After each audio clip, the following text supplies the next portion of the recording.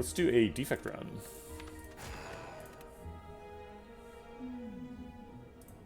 Yeah, I think after the skewer, it was probably correct to take none of the attacks, but it's just hard to actually do that. Upgrade card, 100 gold. Choose a rare card for all my gold, or take a random boss relic. I love defect rare cards. Defect rare cards are super good. I guess they're not quite as good as ironclad rare cards.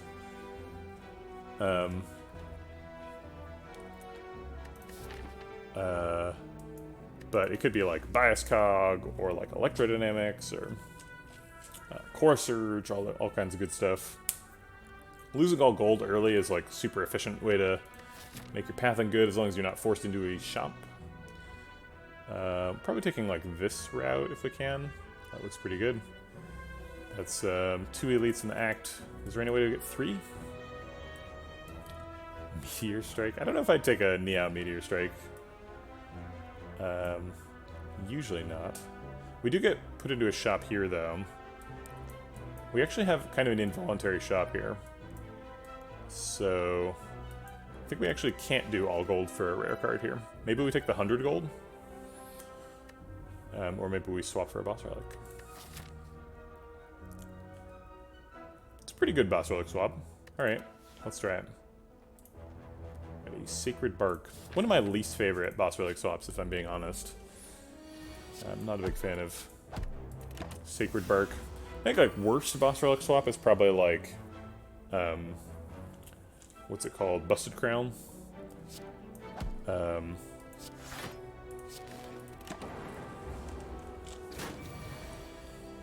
then like that was a mistake. Supposed to strike there instead of tool casting. You need to pay attention. Worst one is clearly Busted Crown. And then, ooh, floor 1 reinforced body. Coolhead and Stack are also here. Coolhead gets us a Frost Orb, which we will need at some point. None of these are attacks, notably. But after Busted Crown, what's the worst one? Like, maybe Tiny House? Tiny House is decent. But it always, it like upgrades a strike or something. Yeah, this is a great combination with a Sacred Bark here. So yeah, I think it's like the bottom 2 are probably Busted Crown and Tiny House, and then maybe like Ectoplasm. But then I think like Sacred Bark's like right in there. I think Sacred Bark's like pretty meh for a boss relic swap. It'll get better later, but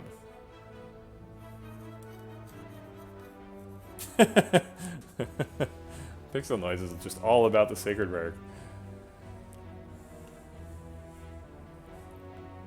I think I'll go with Reinforced Body. Reinforced Body is really good. Got an X-Cost card hangover from the last run.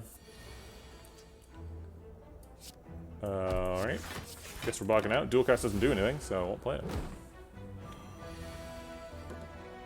Reinforced Body blocks out here if we give it 2 energy. Or we can double strike Reinforced Body for 1 and take 1. I think I like that. I'll take 1 to kill a Spike Slime.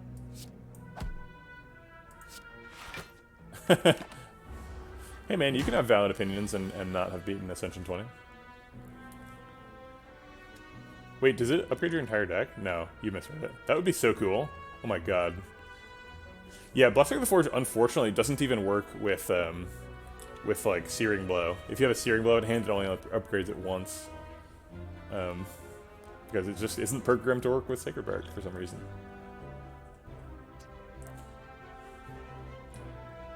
Reinforced Body will block out with 2 energy. So I think we're gonna zap Reinforced Body.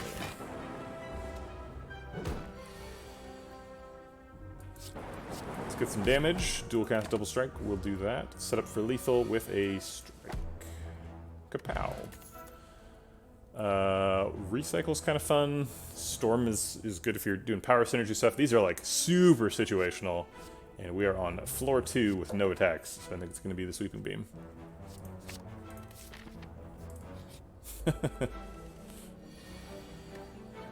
Double defend is happening. Do we triple defend? Or do we strike? I think strike. Can't let this jawworm drag the fight out for too long. He scales. We don't scale. I guess we kind of scale because we get lightning orbs. Yeah, Strike Dummy Meteor Strike is a fun interaction. I really like Strike Dummy. I think Strike Dummy is like a really fun card. Or relic. It's not a card. We can take 2 more to do 6 damage. I think I will. Same reason as before. Gotta get this fight over with before Jawworm kills us. And indeed, the fight is over. Alright, another a card that inexplicably doesn't work with Sacred Bark. Why don't you get to discard and then draw twice? I don't understand that at all. Seems like a pretty easy consume pick here. Do love me some consume.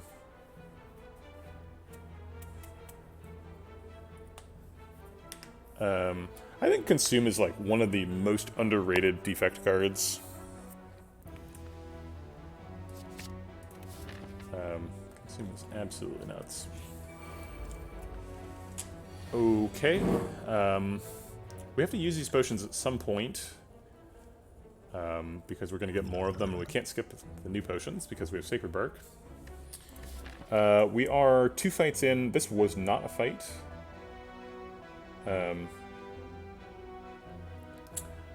Maybe people do not underestimate Sacred Bark. Consume, then. Maybe people are correctly evaluating Consume. Consume is really good, so if people are talking about it a lot, that's the correct amount to talk about it. If we do a Blessing of the Forge, it lets us get in a dual cast and a strike, which could potentially kill one of them. If it both hits this one.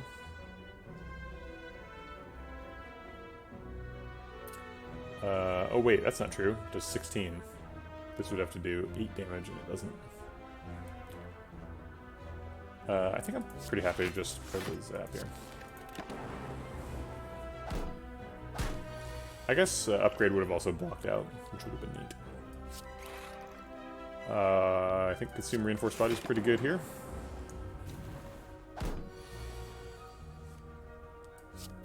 Sweeping Beam. We could play Strike and Hope, or we could Reinforced Body to block out. I think Reinforced Body to block out is fine. The single Lightning Orb will win us the fight eventually. We could Consume Zap to evoke 1 for 12. And make a new one that hits for 7. Or we could Zap Double Defend, and then if they both hit this Fungi Beast, he dies. We could use the Upgrade Pot to upgrade the Consume, make the Zap cost 0, and get a Strike in there. Let's use the Upgrade Pot. Wait. If we use the Upgrade Pot, why don't we just, like, Double Defend? We can Double Defend, strike this one, so that if either of them gets hit twice, it dies. So that we have 50-50 out. Yeah,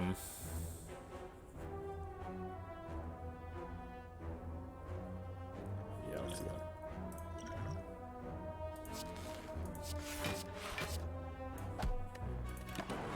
Aha! We saw through the code. We knew it was going to happen. Barrage has anti-synergy with Consume. Streamline is card. Does damage. I guess we pick Streamline in case Gremlin Knob. We're pretty bad against Gremlin Knob right now. We're way slow. Also, the Gambler's Brew helps us draw back to, whatchamacallit? The thing, the card. We have a shop right here, so as long as we're willing to carry a regret through one simple elite fight, we can remove it. We could definitely die in that elite fight, though, particularly if the relic is not good.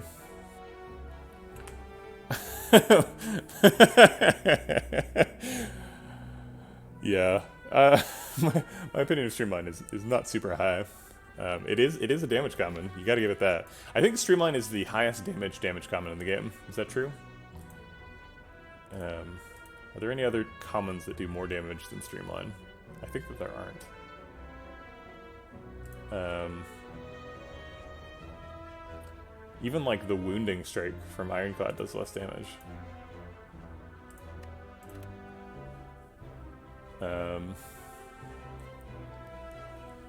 If you say all the Watcher stuff does double damage, then they all do more, but that's cheating. Alright, I'm gonna take a relic. I got a Happy Flower and Regret. Okay. I'm pretty happy about a Happy Flower. Watcher doesn't exist. Interesting opinion. Okay. I think Consume Sweeping Beam is probably what's happening. If we draw Zap or Regret, we're dead.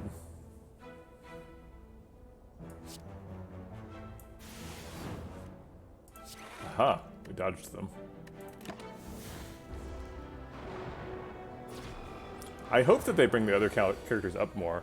Also, like, it's been a long time since the balance patch to this game. Like, I know they're working on other stuff, but my god, can I get a breath of air here? We could mulligan all 5 cards to go get Zap. Would leave us in kind of a bad spot because we would have a Regret along with our Zap. So I think we're gonna satisfy ourselves this turn with double Defense Strike, unfortunately. Sentries is a hard fight for Defect. I guess I'm glad we took the fight before the fire, because we're gonna need that rest.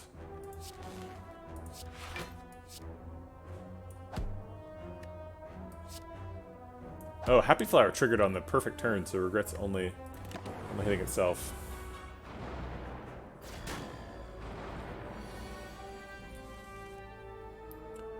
Okay, Reinforced Body Box for 20 here, if we let it.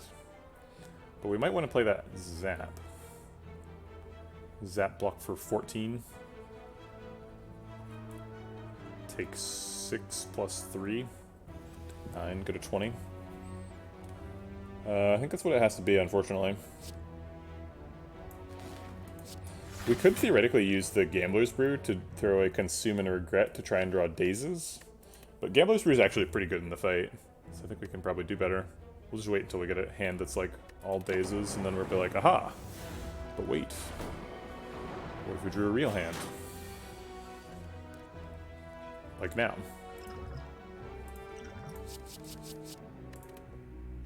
Can I get a defend, please? I think I'm gonna play Dual Cast. Just because 5 doesn't kill him and 10 does. So the next 2 evokes have a decent chance of killing him. Alright, we gotta draw a strike then, I guess. The outside 2 are almost attacking on their 3rd turn now. So, this went poorly. We're not dead yet. We could triple strike and hope. And have a 50-50 chance of either winning the fight or dying. We're drawing exactly these cards next turn. So we're going to be able to kill him with Streamline. So I think we're just going to save the health here. We managed to draw a full hand of 5 cards that all cost energy, which is astounding in a deck with like 40 Dazes.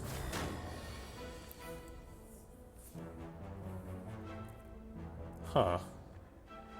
If we defend Streamline, we're guaranteed to win the fight.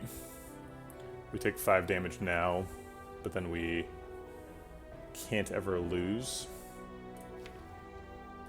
Whereas if we Streamline on the one who's attacking, then he gets another attack cycle, and we have a chance to draw Regret again. I think we'll just take the 5 and just get out of the fight. I guess we can still try to Regret. Yeah, but we didn't. Okay. Oh, wow. Old coin into a shop? Okay. Alright. Flexbot pays off our Sacred Bark. 10 strength.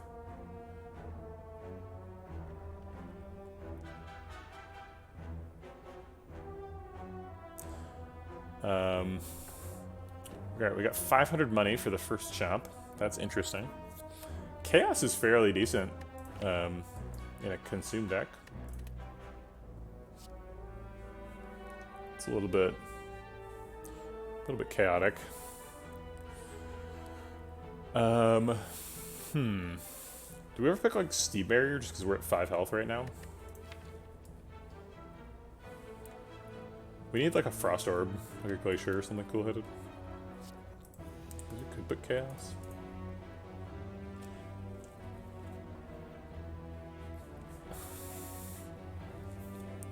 Winning, oh winning. That's WoW. That's the Watcher spirit. Hi Redbeard. I tuned into Terrence's stream yesterday, and he was on a 10-0 Watcher win streak. Pretty impressive. Hey, yeah, Smoke. How's it going? Just trying to figure out if we take a Chaos, Steam Barrier, or Skip here. I don't think we're ever taking Melter. Maybe we take Melter? I don't know. I expect this to be a consume deck, right?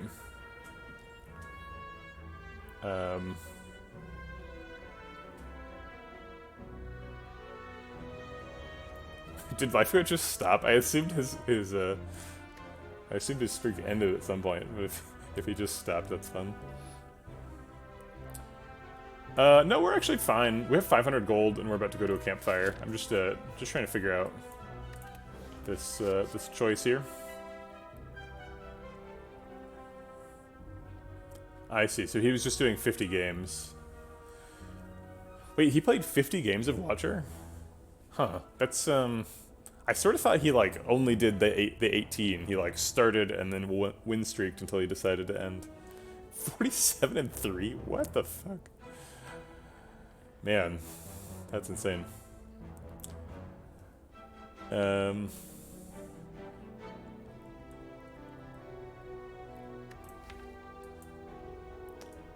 think we skip. We'll get some good stuff at the shop. This stuff is not that good. Alright, obviously we're resting because we're at 5.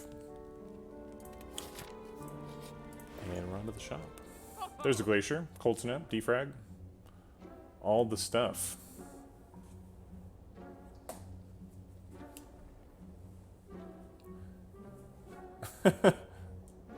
So wait, he went 47-3 and all 3 losses were to Calling Bell swap?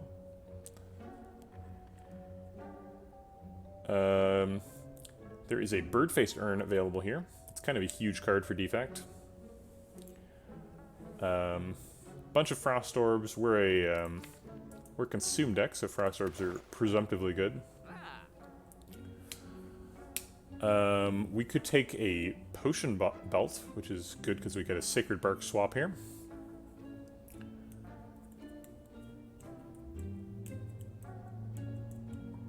And then we can pick Sozu at the boss. Alright, let's just start doing stuff because we got 500 gold and I don't want to think too much. I'm hungry. The stream has to end at some point. If we bought Bird-Faced Urn, we've got like 100... yeah, the Urn versus Potion Belt is tricky for sure. If we buy Urn, we're definitely buying Defrag, and that's like almost all the money. That leaves us with 26 money left, so no potions.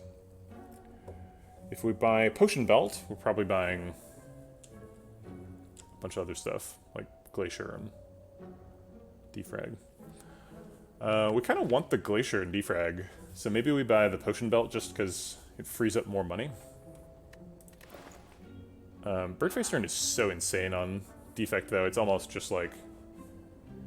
Yeah, maybe we just do Bird-Faced Urn Glacier and look for Creative AI. Because Creative AI with Bird-Faced Urn is infinite health, right? And we already want a Creative AI because we have Consume. So we could do Orb Slot stuff. Glacier is on sale. That's true. If we do Bird-Faced Urn Glacier... then we spend 360, so we've got 65 left, so we can buy a Strength Pot or Cold Snap. What about Hologram Spoon? But why? We could, like, we get apparitions and then go get them, because they didn't exhaust. How about Glacier, Defrag, Doom, and Cold Snap? That's a lot of cards. Violence Spoon. I like the idea of a Violent Spoon. That's just fun.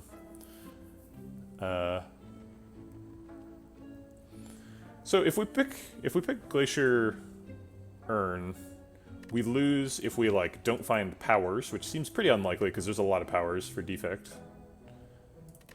We lose if we are too slow and somebody crunches us. We are a little slow right now with Reinforced Body, Consume, Streamline. That's not fast. I don't know Info Mod.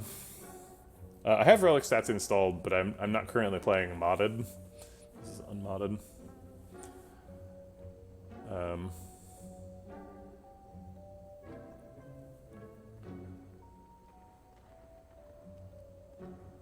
But if we don't buy Burdenface Urn, then we're probably buying Defrag. Awkwardly, I said those were like together, but now it seems like they're opposed. And Defrag's kind of slow for Infomod. Does it does it have the like potion percent one too? I've been wondering which one that one is. Here, I'm gonna write down Infomod. Yeah, I have been meaning to run modded, yeah. The potion percent thing is really good. I do think you guys have gone a little bit too far with the mods, but not dramatically so. Tell you what, let's pick Birdface Urn and Glacier, and then to avoid being too slow, let's pick Cold Snap, so we get an extra attack. Maybe this is like a Blizzard deck or something. Oh my god, we got Toxic Egg. Toxic is amazing. Toxic Egg, Birdface Urn. Give me all the good stuff. Alright. We're losing some health this turn. So I think we're gonna Cold Snap Defend, because that's the max block, and Zap does some good long-term damage.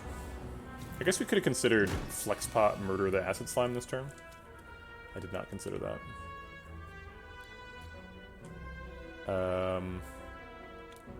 Consume Dual Cast. Would end up blocking for 16. We take 19.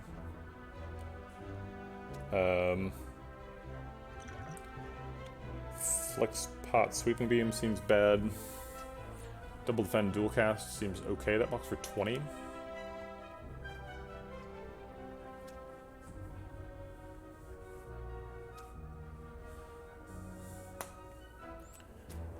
Blocking for 20 seems fine. Skipping Consume is a little bit concerning, but we have Glacier coming up. We're going to get some block. We have Glacier and Reinforced Body. We'll buy one of the two, so we don't really need the Frost Orb. Or we'll not buy one of the two. We'll get one of the two.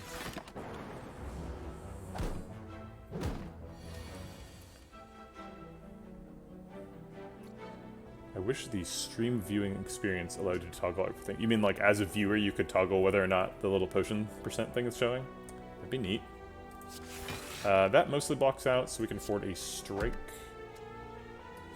I'll go ahead and set him up to die. Oops, crap. Well, that hurt. Strike Reinforced Body blocks out. Yeah, I think that there was kind of a craze for a little while there of super stream-friendly games in the wake of the Twitch Plays Pokemon. I think the real learning from recent gaming phenomena... Ooh, there's a Capacitor. Capacitor both heals us and provides fuel for Consume. It's up against a Cold Snap and a Claw. I think the big learnings from recent like gaming phenomena, like Pokemon Go and Twitch Plays Pokemon, is that Pokemon's really popular. People like Pokemon.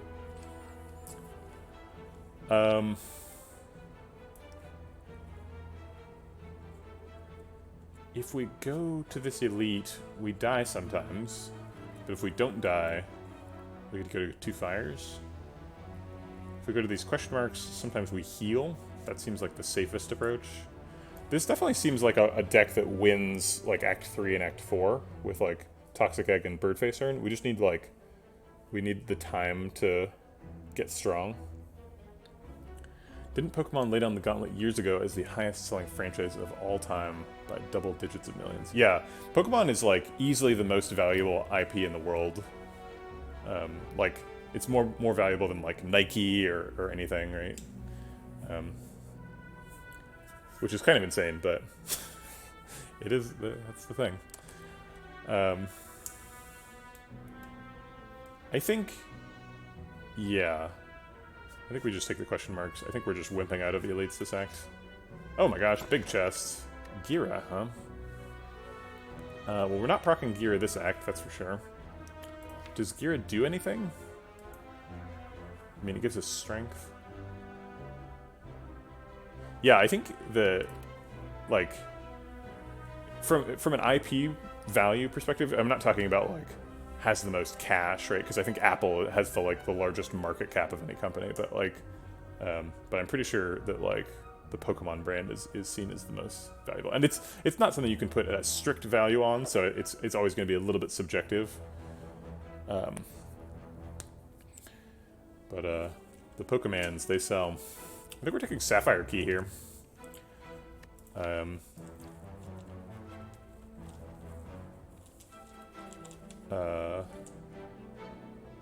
We already have a way of scaling our attack and damage.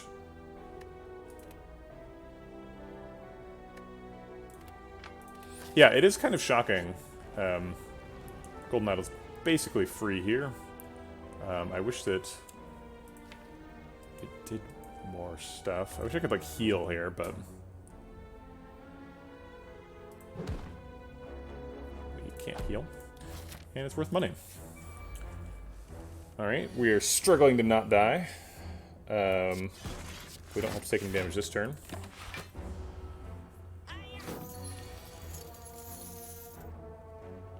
Dual cast blocks for us here.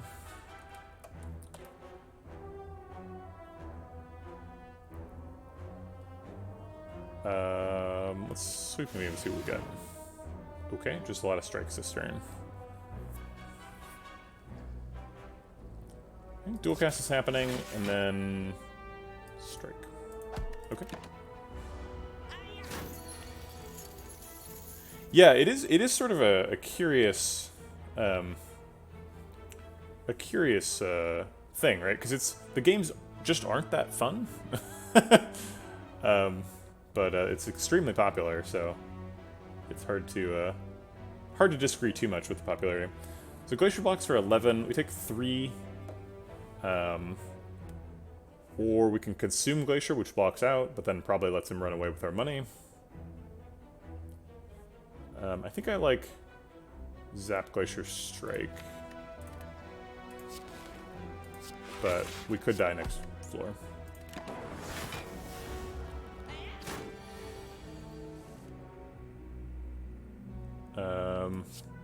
Streamlines the most damage. I think we're hoping for dual cast next turn.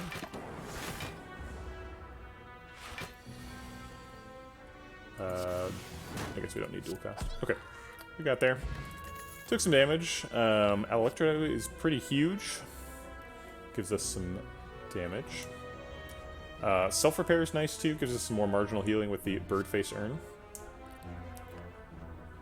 But I think we'll take Electro so that we survive Act 2. Uh-oh. Well, somebody said they're never going to forgive me if I die with this deck, but I'm afraid that's what's happening. Who is it said? Oh, it's S-Smoke. Sorry, S-Smoke. There's not much we can do here. I guess we drink the Flex Pot. Actually, if we drink the Flex Pot, we can kill 2 of them, and that survives. Okay, alright, we're surviving.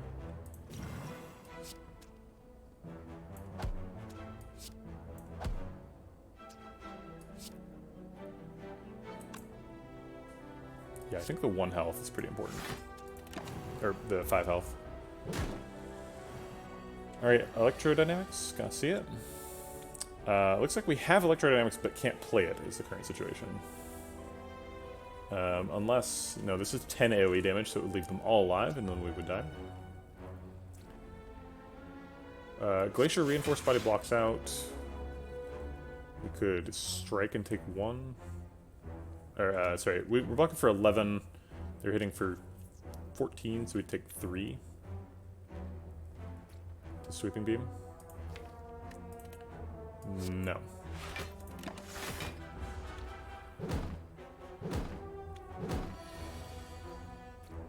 Streamline kills him. We're doing it. We're getting out of the fight. Yeah, we like greeted that store, and apparently that's the original sin that's getting us like murdered over and over.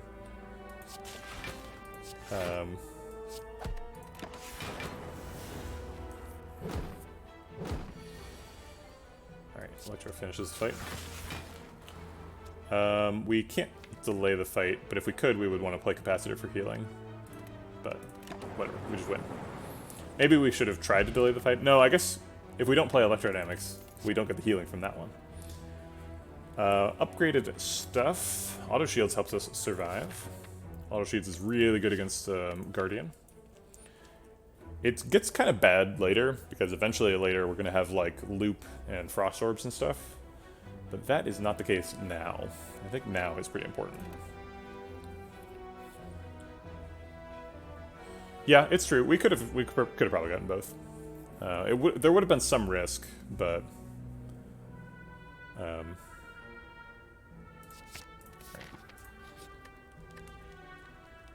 think we need to rest here, right? We don't win. It's possible we win this without resting. If we try it, we probably upgrade Consume.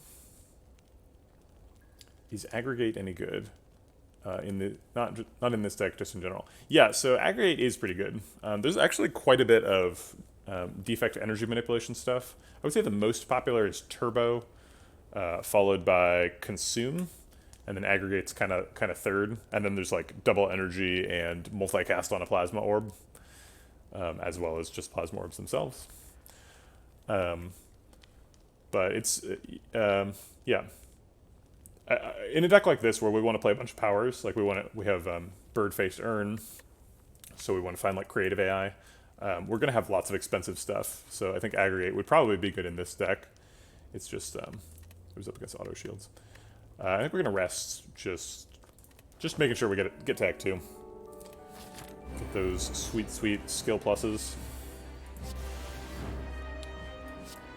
Okay, good turn 1. Get a Frost Orb. Would like to play Consume, but Consume Glacier does a lot of blocking.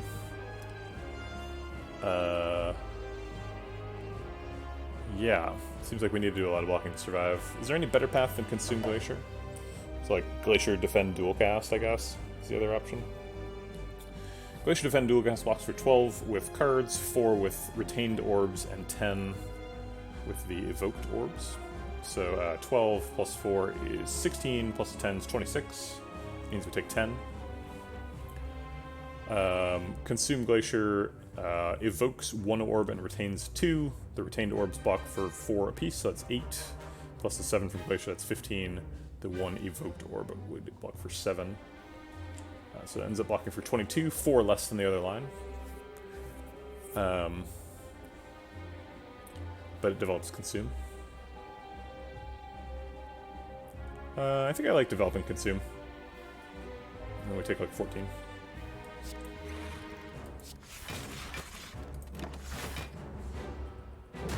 Okay.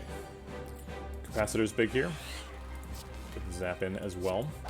Looks like we're getting Vent Steamed, which is pretty unusual. Usually you don't get Vent Steamed. Electro will be here for 2 health when we play it, a couple of Lightning Orbs. But I think this turn is getting Streamline decosted and playing another Frost Orb, which splits him.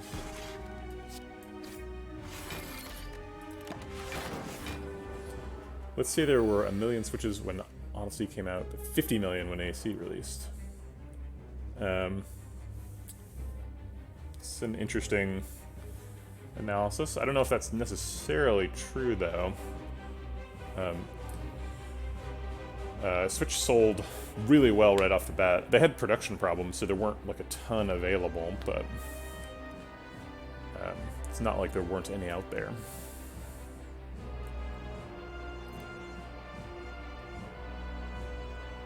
But, like, you don't have to buy a game when it launches either, right? Like, you could still buy Mario Odyssey today. Yeah, I know, sure, yeah. But I'm just saying, like, yeah, even the ratio you presented seems kind of silly. We are vulnerable. Currently blocking for 12. We'll go ahead and Sweeping Beam, probably followed up by Glacier. Okay. Probably going to play one more copy of Consume at some point. I guess that point is now. If we try and not play Dual Cast, we're going to end up taking damage. We're playing like a Defend or something. Might as well just play Dual Cast. Okay. Alright, so we got our 4 focus. We're going to need that to do a lot of work. Let's get the electrodynamics out of the way. This blocks out too.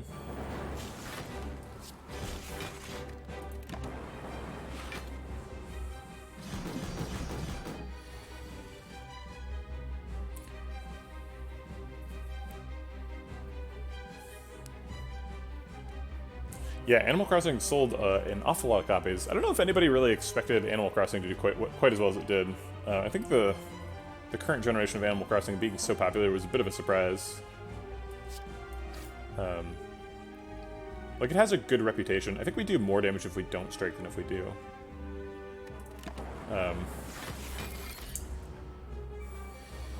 Maybe it wasn't a surprise to Nintendo. I don't know. I'm not Nintendo, but...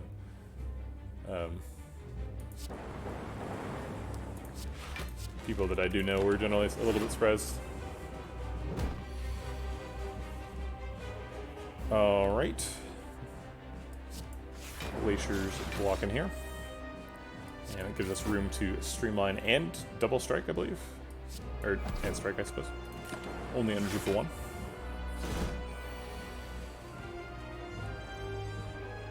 And we can't split him again. So we have to either kill him or block. We're blocking for 12 automatically, so we're never dying. Let's have Sweeping Beam find us another block. Perfect. Blocking for 12 passively, so 7 blocks for 19. So we've got room for some extra damage. Almost lethal, not quite. Take 1. Animal Crossing Wild World was the previous one, is that what you're saying?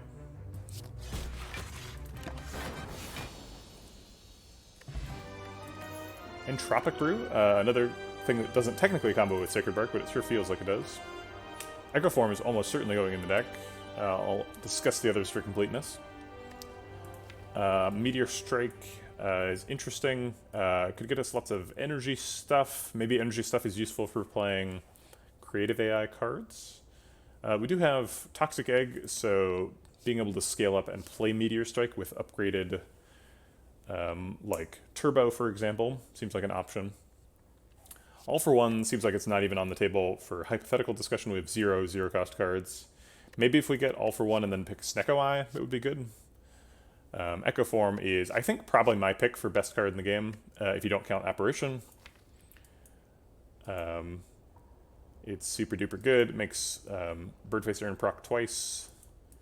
Gives you twice as many orb slots with Capacitor. It's insane. Let's pick it.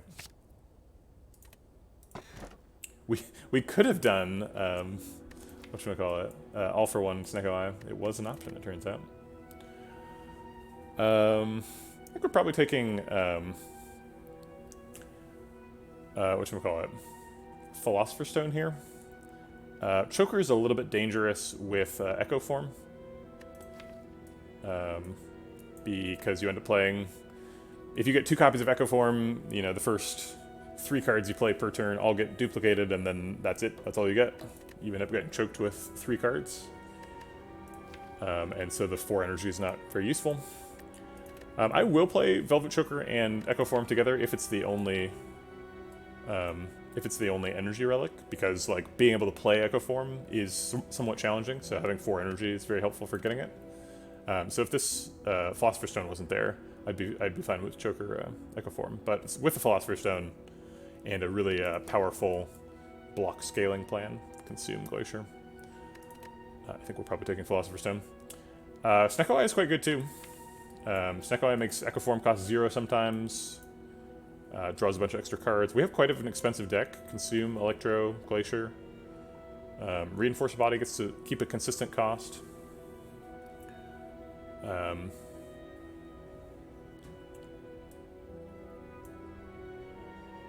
What do you mean by Philostone and Snecko?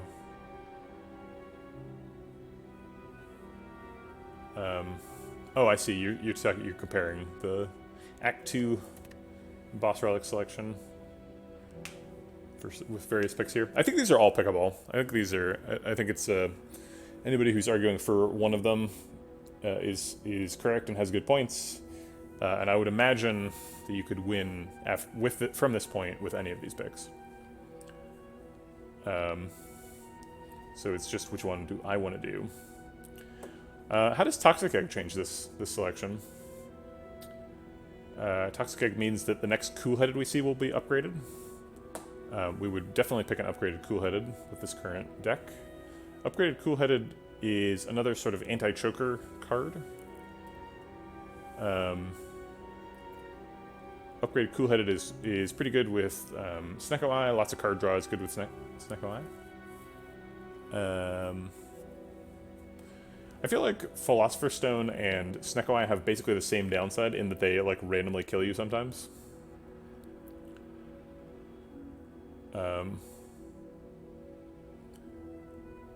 So Redbeardy, it's interesting that you're calling out Pyramid from an Act 2 boss relic. It's like,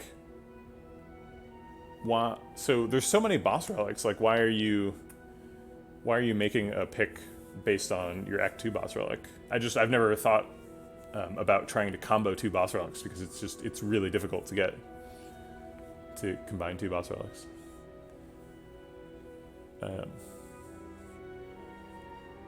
But it's interesting that you call that out. I mean, Choker and Pyramid is super good. No doubt there.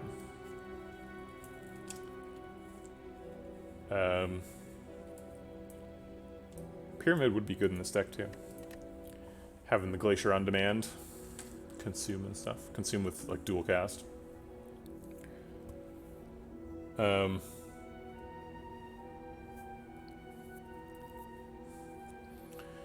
Thinking even further ahead.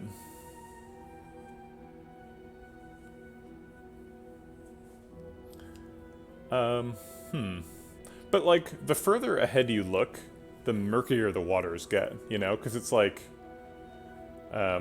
something could happen on like floor 20 that like changes the deck dramatically, right? Like we could get like a Calipers or something, right? Like, and then we're like, okay, well, we're trying to trigger Calipers with our Frost Orbs, right? I guess Calipers isn't like the best example, but like I don't even know what's going to be happening with the deck by the end of the Act 2 boss. I'm not saying that it's foolish to try and figure it out. I'm just saying like it's unclear what the future looks like.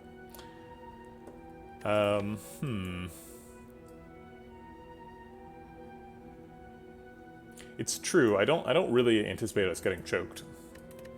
So I think the downside of Velvet Choker is probably lower than either of these two.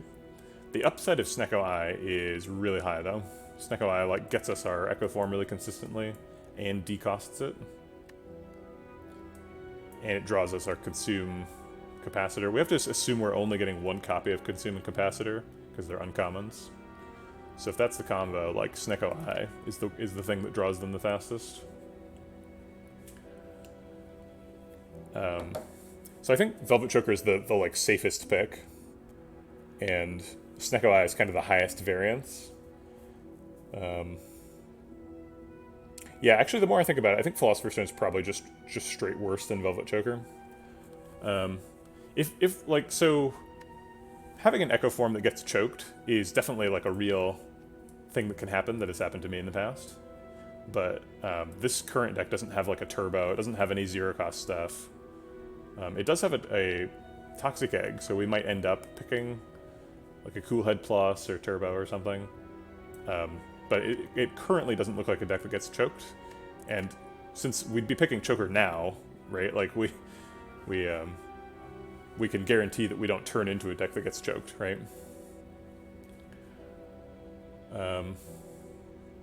Ooh, people are talking about trying to the chance of pairing boss relics. Is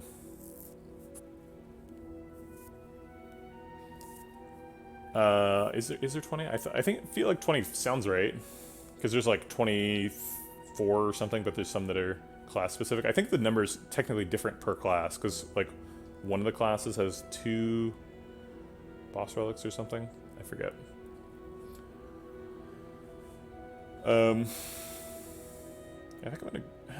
I want the Snecko Eye though. Snecko Eye is so good.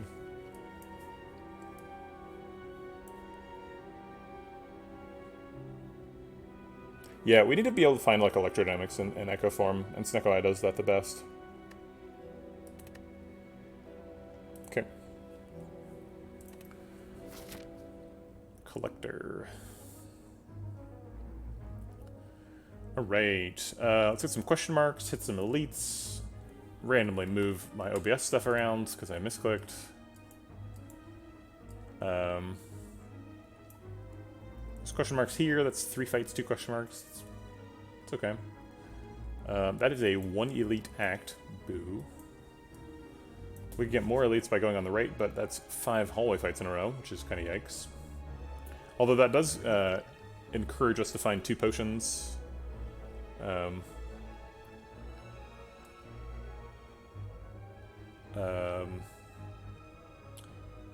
Well, wait, but the rolling for the starting boss relic is not the same as rolling for the other ones. The starter one just removes 1 from the pool. It doesn't really count as a roll. I guess maybe I'm projecting meaning onto that roll that you didn't intend. 5 fights is a lot, but it would get us 2 elites in the act. I guess anything that ends up over here gets us 2 elites in the act, so we could get one of these guys first.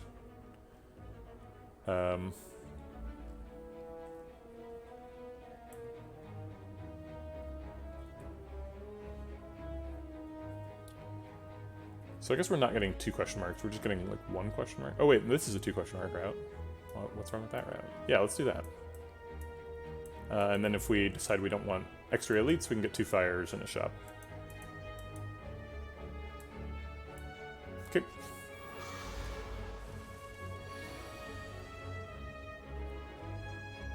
Wait, ectoplasm can't show up from a Neo swap? Is that true? I had no idea. Auto shields is godly here. Get a free consume on turn 1. Thanks, Snecko Eye.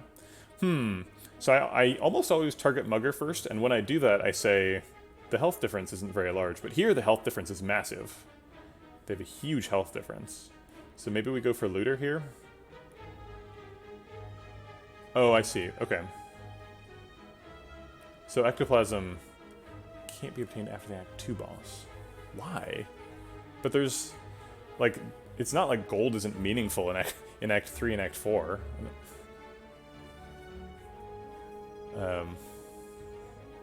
The difference between Mugger and Looter. Mugger does more damage and blocks for more. And has more health. But usually the health difference is not very large. I think this is actually, like, among the widest possible spreads in their health. I think we're still going to target Mugger because he's, we have electrodynamics, and I think we're planning on having that kill him.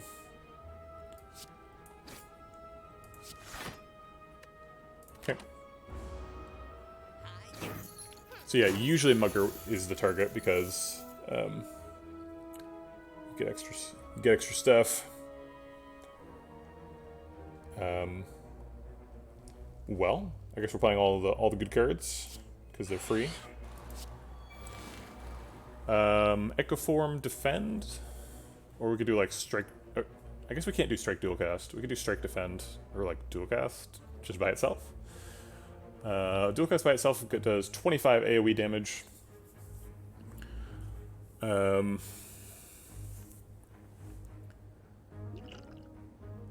think it's like Echoform Defend and then maybe crack the Entropic Brew. Maybe we crack the Entropic Brew first and look for like a speed pot. 22 is a lot. I don't really want to take 17 damage. Let's see if Entropic Brew can help. Nope.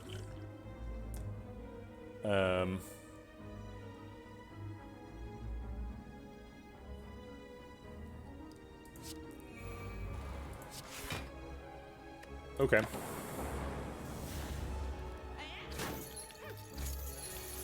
The higher your focus, the worse evoking lightning orbs becomes, right? I don't know, that's not right. I don't, maybe you're I don't know what you're talking about. I don't think so. The higher your focus, the more damage you do from retaining your lightning orbs and from evoking them. The numbers both go up. I don't know if that's the question you're asking.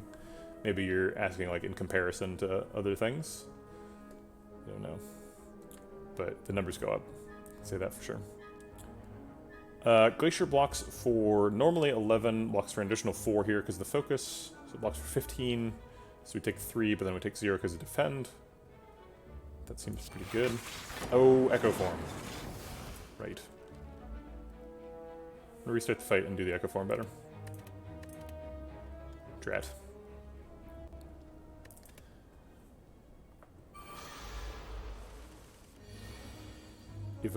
Evoking increases only by 4, so eventually it'll be diminishing returns to the point where it's better to leave them. What? I mean, both the numbers go up. The diminishing returns argument is, like, sort of potentially true depending on what you mean. But, like, if it's either... I guess if you're talking about, like, dual cast or multicast, then, like... Yeah, if you're gonna multicast for 1, you should probably just leave the orb there. But maybe it matters? I don't know. It's hard to make generalizations like that and be correct. And we drank this on this turn, even though it didn't help. I'm not trying to change that decision. Okay. So we have dual cast, so we should play Zap first. And then Glacier. Wait, we can't play Zap and then Glacier. That's not how math works.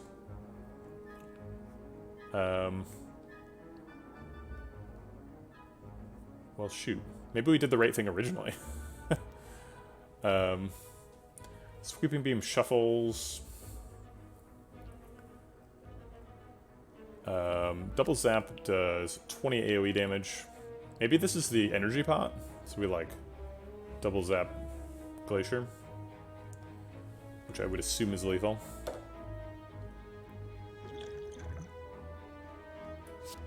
Energy pot's pretty useful in Snecko Eye, but we also have a 40% chance of getting a new potion, and I really don't want to waste them, because Sacred Bark is a lot of our power here.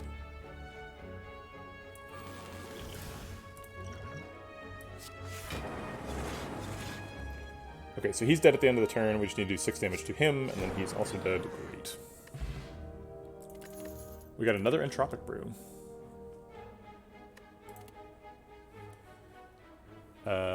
Okay. Claw Stack Leap. I kind of like Leap, but I kind of like Skip, too. Something that I'm puzzling over in my head as I'm playing this run is, do I take Bites here? Because we have Birdface Urn for block, but we haven't found Creative AI, so we don't have infinite sustain because of it. We just have, like, quite a bit. I don't know. I don't know if we take Bites. I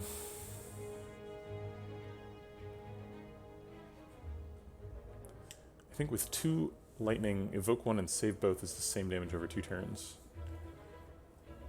It's confusing. Yeah, it seems like Bites are usually good, right? We don't lose much current HP from Bites. We definitely take Apparitions because we have Toxic Egg. I think. With Echo Form and Birdface Urn, Apparitions seem really good. So we're definitely hoping for Apparitions instead of Bites, but if we get Bites, do we take it?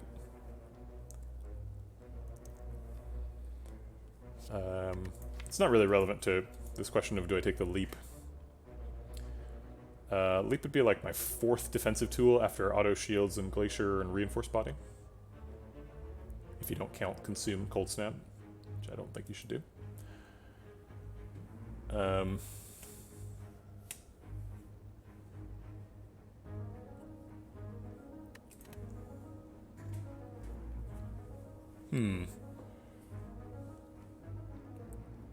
Okay, I'm gonna take Leap. Just seems like we need a little bit more safety in our lives. And this is upgraded. I mean, we have Toxic Egg, so it's always gonna be upgraded, but still.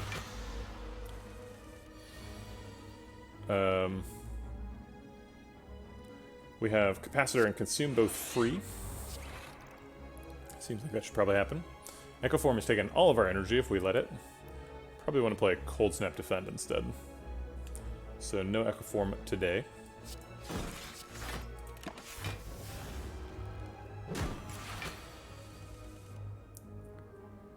Alright, Glacier's going to block out with the remaining 2 energy. We can Electrodynamics and Leap, I guess. I don't really need Leap. I guess Leap also blocks out. We don't need Glacier.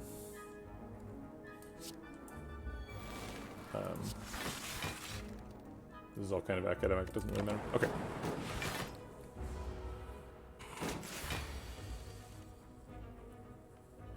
Yeah, I'm not really sure what the what the point of the discussion in chat is, right? Like, the evoke number is always 5 higher than the other number. There's not really any, like, diminishing marginal utility to talk about here, right? It's like, evoking does more damage, but if you leave the orb there, it'll inevitably do more damage, because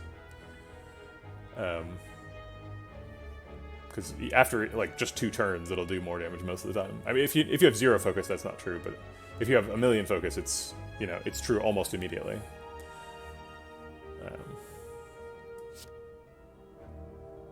This technically does damage.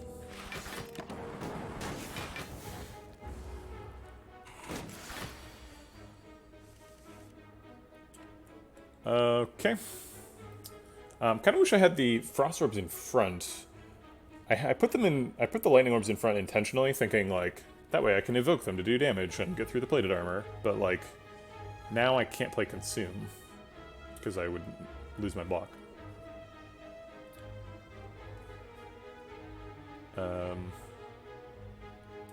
Okay. I'll continue doing a tiny bit of damage at a time. Just taking tiny little bites of this avocado. Just really savoring the flavor here. Streamline is excellent for 0. Love that. Cold Snap helps rotate those orbs. And I'll play Zap for the same reason. In addition to it does damage.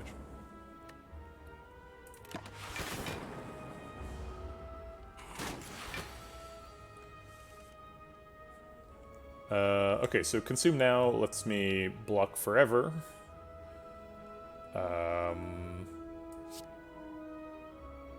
Sure. But then we can't get through his shields. Okay, Streamline can. We'll just wait for Streamline to kill him. That's the plan. It's true, 18 isn't quite enough to block forever. But it feels like it's usually enough.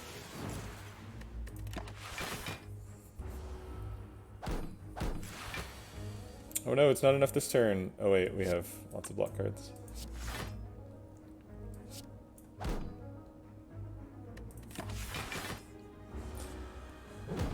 Come on, avocado. Let me kill you.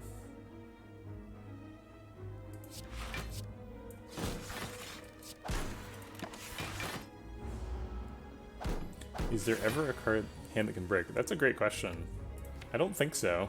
I guess 4 strikes, a Consume, and a Cold Snap does it. I think that's literally the only hand. Everything else is like has a dual cat. I guess Streamline can be in there too. It's like 2 hands.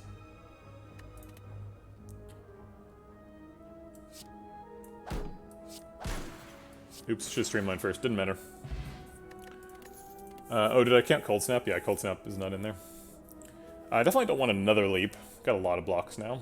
Steam Barrier is terrible with Snecko Eye, usually. Question mark or shop? We have only 200 money. I think I'm going to dodge the shop. Go to question mark.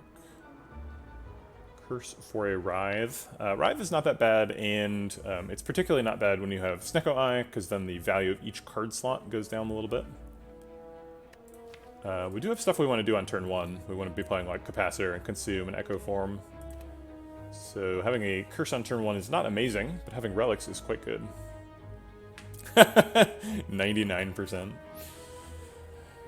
That'd be fun.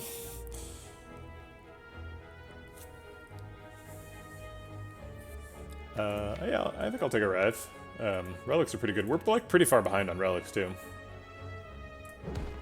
Omamori. I hate that interaction. I wish the Omamori would come out and then immediately negate the thing. Okay, let's play Sweeping Beam first, see if we get a 0-cost Echo Form. Nope. Rude. Yeah, let's kill the cultist before he gets all stacked up.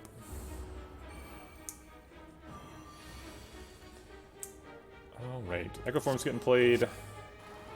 And then I guess Leap blocks out.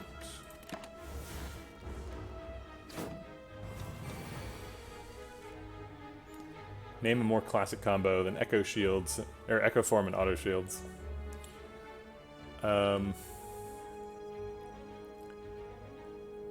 Double Cold Snap Auto Shields. Taking a lot of damage here.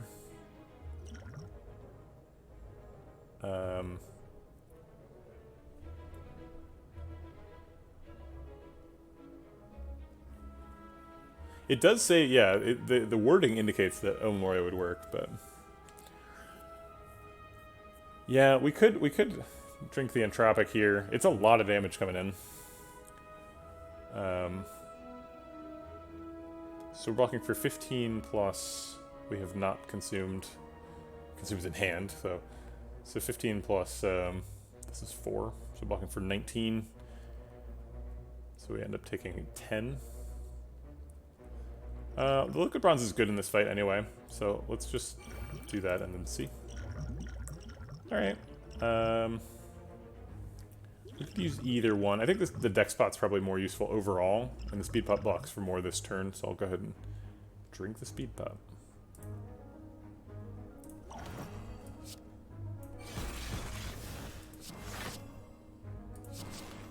Maybe the Zap is a bad idea.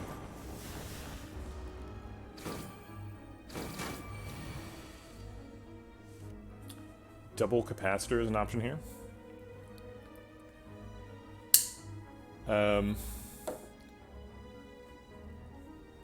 Yeah, it should, right? I don't know why it doesn't. It wouldn't do anything the second time, but I don't know. Maybe it should make a like sound effect or something. A little glugging sound. Looks like double capacitor auto shields is probably the turn here. Maybe it's double sweeping beam. This cultist is really scaling up here. And we're not playing Glacier here. We also get 4 health from Birdfacer from that. Okay. Double Electro seems good. Double Defend seems good too. Single Electro is enough to kill Cultist, which is what the breakpoint that really matters. I guess it gets 2 more health if we double it. So I guess the turn is going to be Electro, Defend, Defend. Either way, it's just do we want triple Defend or double Electro, double Defend. I think we want triple Defend.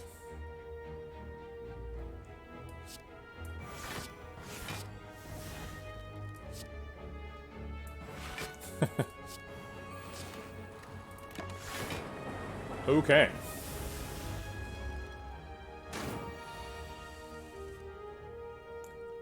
Double consume, I guess, is happening. These go up to blocking for 6.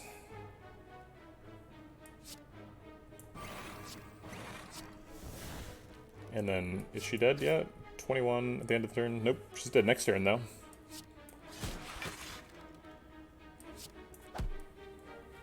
And we're already blocked out, so might as well just toss in another strike there. Yeah, this is a weird one.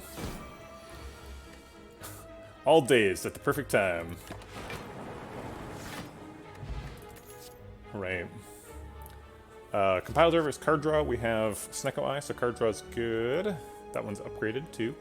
That's neat.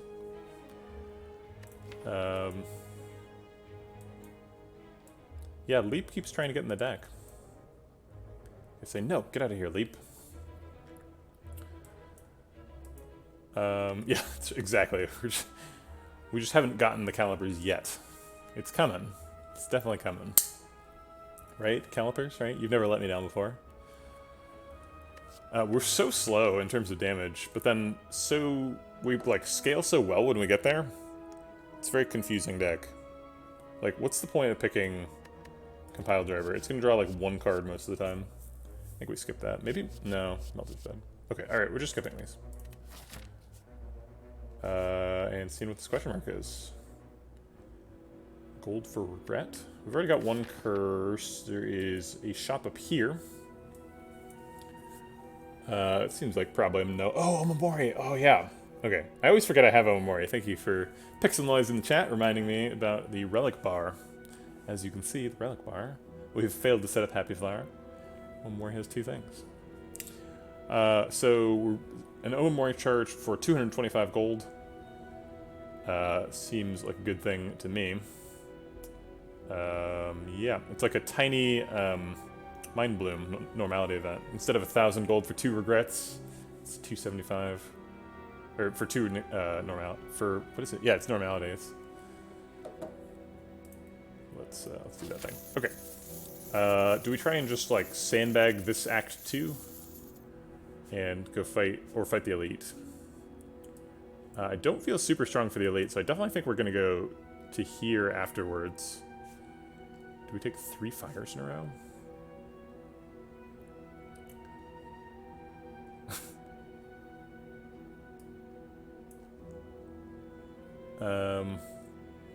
3 fires in a row like has to get us killed in Act 3, right? Like there's no way this path gets us strong enough to go fight the heart and stuff.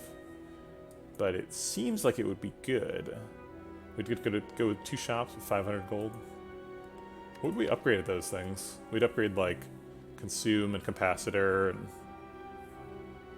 we get to remove Ride at the shop.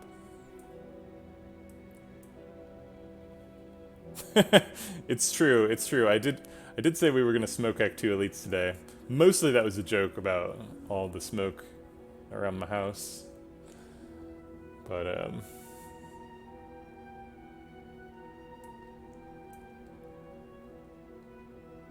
yeah, it's like, do we need anything to win Act 3? Like, maybe we're just done picking relics. Maybe just getting to Act 3 means we win. But, like, probably not, right? Like, I don't know if I've ever said that thing and then had it be true. I feel like I've said that a lot and then died as a result. Being like, oh, I guess we didn't find the scaling. But I'm gonna do it again. I think it's strong. I think Consume gets the first one.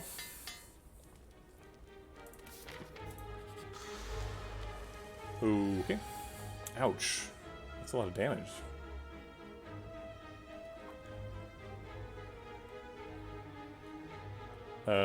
That's true, right? We can just get scaling anywhere. Leap Strike, I guess, is the turn, because Snecko Eye has decided we're gonna have a bad one.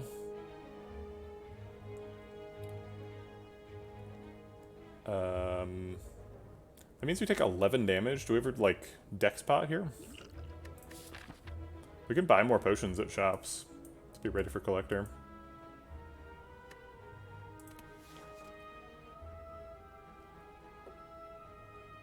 Sounds like Redbeard had a good evening last night. Probably watching the Democratic National Convention.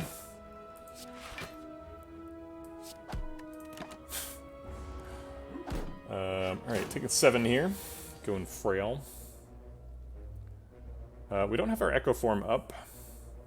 How many bits to receive actual vegetable bread? That's a great question. There should definitely be a channel points reward for, like, I will mail you a loaf of bread. That's a great point. I'm gonna put that down in my notes and I'm gonna figure it out.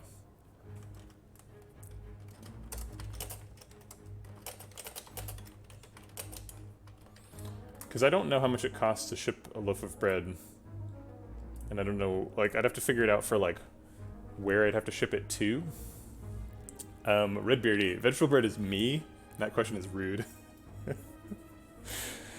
I kind of want to play Glacier, but I also want to, or I want to play Capacitor, but I want to play Glacier.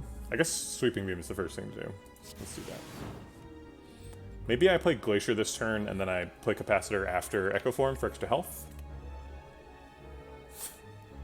There was really no origin story. I thought that I was like, I just decided that potatoes were like vegetable bread because they're just like, they're just full of starchy, little gluten-y strands. And yeah, so there you go. It's about potatoes. It's not really true. It doesn't really make any sense. But that's the thing.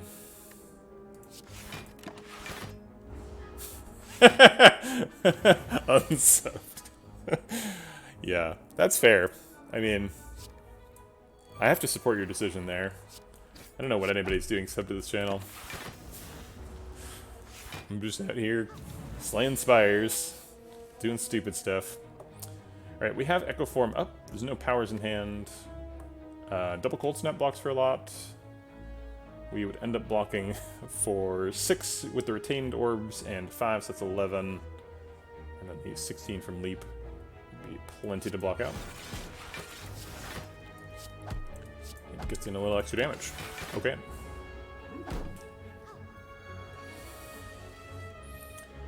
I want to play my powers twice, but I think I want to play Electrodynamics last so that I can make sure that the other powers are actually happening. Auto Shields blocks out for us, so we can do whatever else for the beginning of the turn. I guess we'll start with Streamline.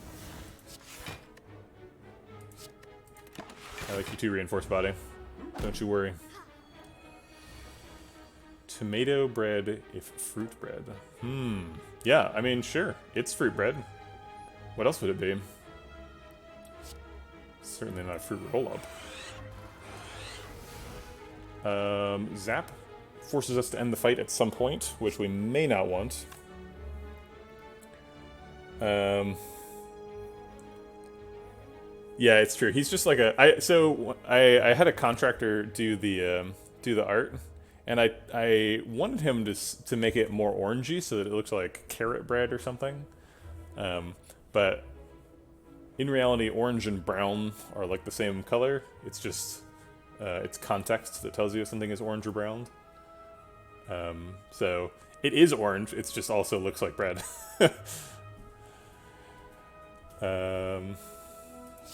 Let's draw a card. Okay.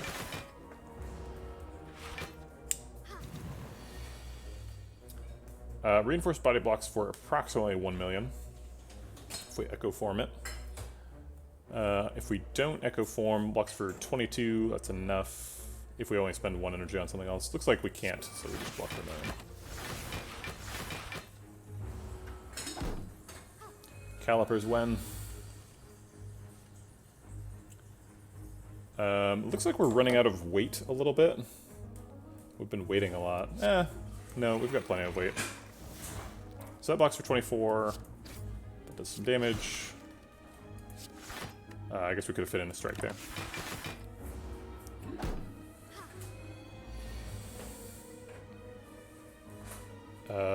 No threats coming in, so double strike, I guess, is the thing. We're struggling to keep up with Mystic's healing here.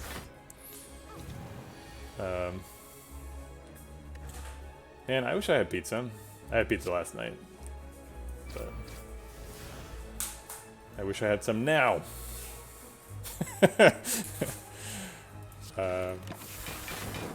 Alright, I'm gonna throw 1 lightning orb in there. We need to end the fight at some point, so... I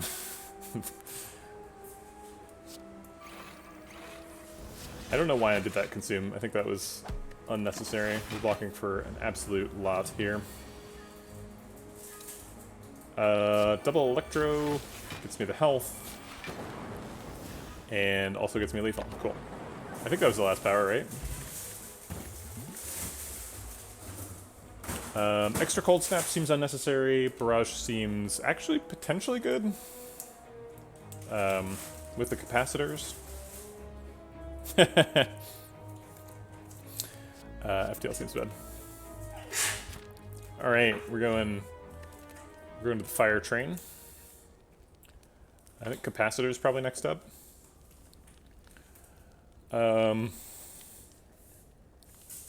Maybe reinforced body is supposed to be next.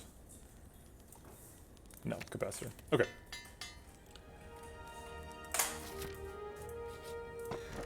White beast statue with sacred bark. Get on in here. All right. Well, that's great. Do we rest at this one? No, we rest at the end if we need to. Resting now is a big mistake because we could get apparitions here or here. So let's not make that mistake. White beast statue. Praise it is the name of that. Oh, I see. Because of because of Pokemon. Twitch-based Pokemon. The name of the thing. Okay, I think this one's reinforced body. Probably. The Zap and Dual Class upgrades don't do anything in the presence of a Snecko Eye. The other cards all just have like kind of bad upgrades. Electrodynamics gets an extra like AoE damage proc. Echo Form stops being ethereal, but we're playing it every time it's in our hand anyway. So let's just do reinforced body.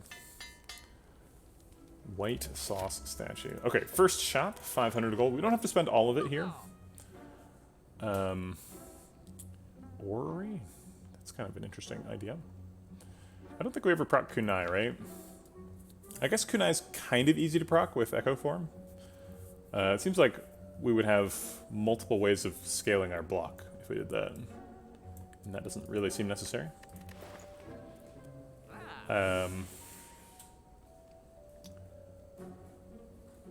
Let's see. There's no potion synergy stuff. There is a bag of prep, so we could draw 9 cards on turn 1, pretend to be a silent.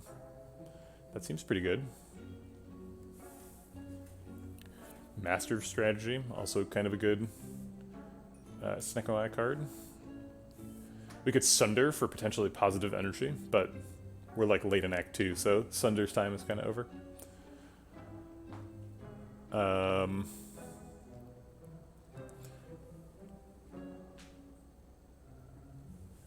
That's true. Yeah, or we would give us a couple of rare cards, probably. First thing I'm going to do is just remove that Writhe. I don't see anything here that's like, don't remove the Writhe. Honestly, I think we just buy the bag of prep and go to the next shop. I don't see... I'd like to go to the next shop with like 300 money. Yeah, there is another shop after this. We are forced into that one. So I think we're just gonna save our money for that one. It's a snake! Little does he know, we're already confused. The pro strat for this fight is just always be confused. The main reason for buying Bag of Prep is to get Echo Form down on turn 1. We have that here, although if we play it, we're not playing Glacier. And Glacier would help us block. But whatever.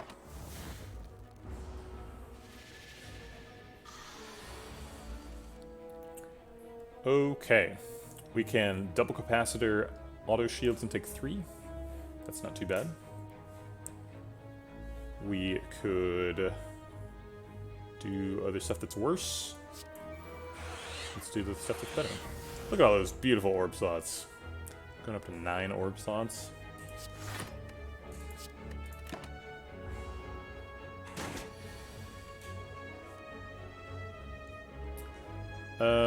Double Cold Snap gets some Frost Orbs. Double Sleeping Beam draws 2 cards. Wait, Double Cold Snap means we can't play Defend? I guess we... Let's see. No, we should just play Defend. Yeah, I just want to block this turn. That seems important. Do we skip Sweeping Beam? We, like, really want to draw Glacier next turn. Like, getting, like, Consume or Glacier or something is pretty important. Or, like, Reinforced Body. I guess there's a lot of things we could get, so maybe Sweeping Beam is not bad. It's just 6 damage is not very much. And if there's a good card, I would rather keep the good card. Alright, we got a bad one. Double Electros on offer. I think we probably need to block for 27 somehow. Reinforced Body does that with 3 energy. Kind of a bad turn.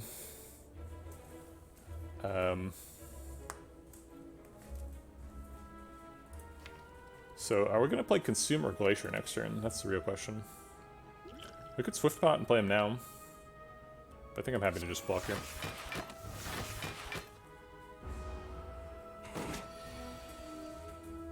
Aha, we can play both. Alright. Double Consume gets a lot of focus, and I think we're home free here. We'll need like another Frost Orb or two, but then we're going to be immune. Might as well get the electrodynamics ticking.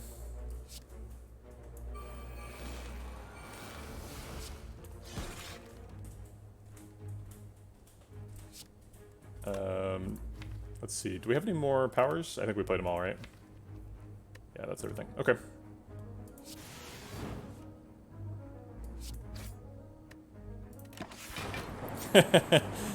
Yeah, I prefer to think of it as a royal we. Double Glacier? We're already blocking for 24, so we really only need 3 block. We can get that with auto shields. Or we could just double zap. Does double zap end the fight? I think double zap ends the fight. I think we're done here.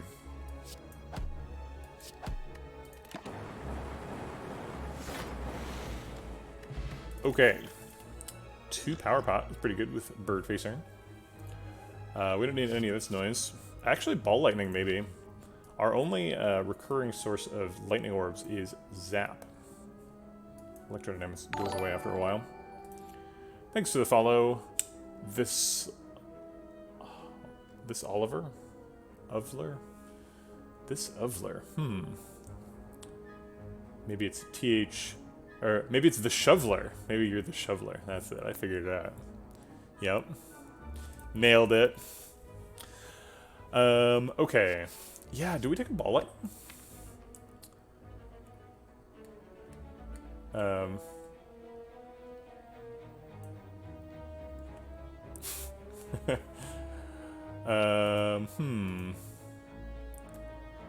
I don't think so. I think, if anything, we take, like, a storm later. I think storm is what we want to do. Okay.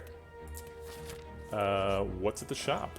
Oop, there's a calipers. Oh, no, we don't have enough money. It showed up. It tried. Can we get an F in the chat for the calipers? I believe we need some support. Oh, man. There's a storm I asked for. Calipers would be good here. You're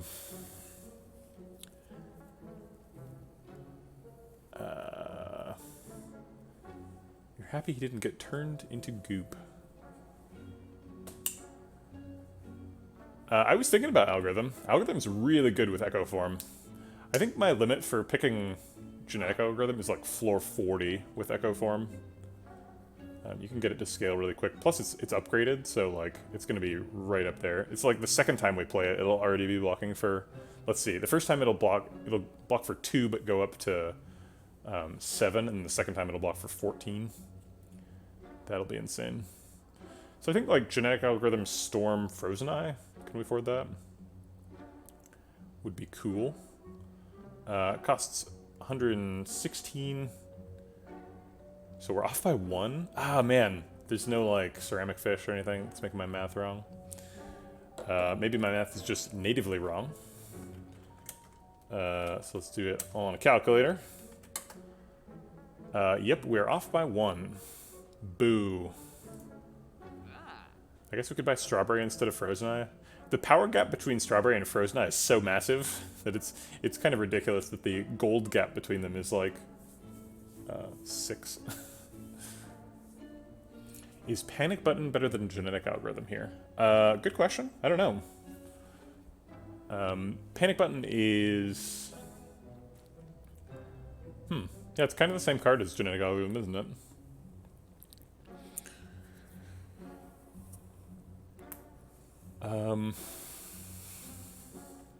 We do have a lot of side quests, but we're, like, really comfortable doing the side quests. I guess actually Storm makes our side quests a little bit harder, right? Because we can't play both Storm and Electrodynamics last, right? Maybe we pick Skim. Maybe instead of the Frozen Eye, it's like Storm, Electro, or Genetic Algorithm Skim.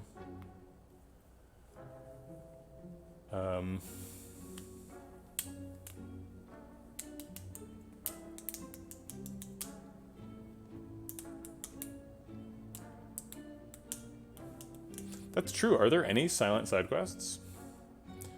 Silent could also use with some marginal healing. I mean, I guess technically Birdface Urn gives every class of side quest Alchemize. That's true. But Alchemize is a rare. Alchemize doesn't feel like it comes up very often. I do really like Skim, actually.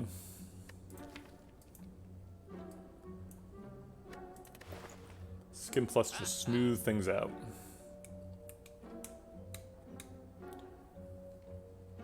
Yeah, rare relics don't come up often. Alright, I think I just like Storm GA Skim. And then we'll just skip all the fun stuff. Do we buy a potion here? Capacity? Attack pop.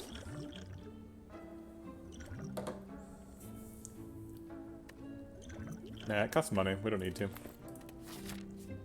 Alright, one last shot at apparitions. Ooh, we got them. Well, presumably with Toxic Egg, apparitions are good, right?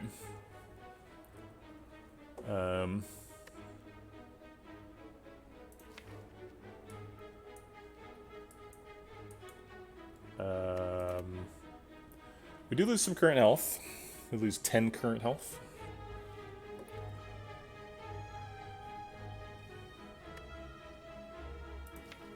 It's true, we did add 3 cards to the deck, and we're about to add 3 more, but one of the cards was a Skim. Skim doesn't count. Skim is negative 3 cards.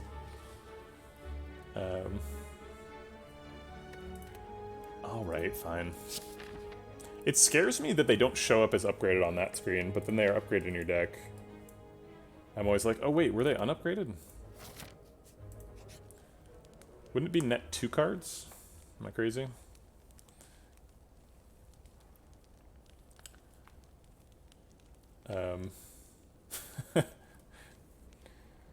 If Skim is net negative 3, then the store is -1, and the apparitions are +2. Or net +2. Do we upgrade? This becomes innate. That's kind of fun. It's a big change in the behavior. I don't know if it's a good thing, though.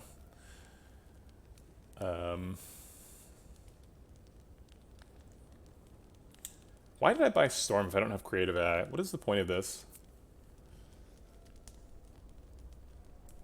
I don't think we ever skip Echo Form. So I guess Electrodynamics is the next one? Yeah. Could get actually some pretty reasonable damage. I do have Urn. I want lots of powers, but I don't have the thing that makes having lots of powers good. The Creative AI.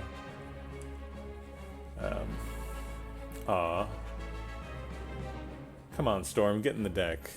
Come along on this journey with me. Skim draws too many cards. We have 3, 6, 9 cards in hand. We could draw another 6 plus 4, so we could draw 10 more cards. 19 card hand. Something is wrong here. I'm not sure what it is. We could play Genetic Algorithm just to get it out of the deck. It's not very good when you first start. I think we're just going to Sweeping Beam and look for Echo Form. I think I'll keep the dream of double procking a Genetic Algorithm alive. Just play Zap here. No Skim, though. I don't want to draw Echo Form and not be able to play it.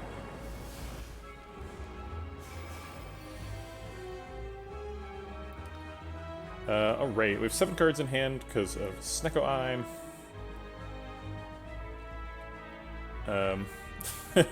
Alright, see you around, Pixel Noise.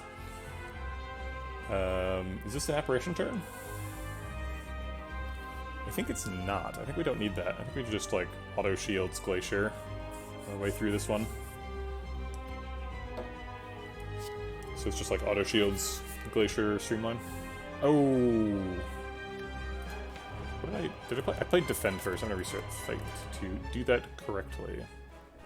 Apologies to all the viewers of Faint Hearts, for whom restarting is such a painful experience. Yeah, it was 0, so I just played it. Yeah. Yep. You know me, Redbeardy. You know exactly how my mind works. I was like, alright, yeah, sure. We can just do that. There it is. 0 cost Defend. But wait. Auto Shields has to go first.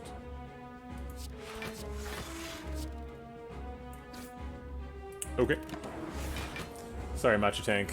Just avert your eyes next time. That's my general advice. Echo Form is good. We're going to want to play Capacitor with the Echo Form, I think. Which means not this turn. I think we'll just use the Swift Pot to go grab ourselves a Apparition.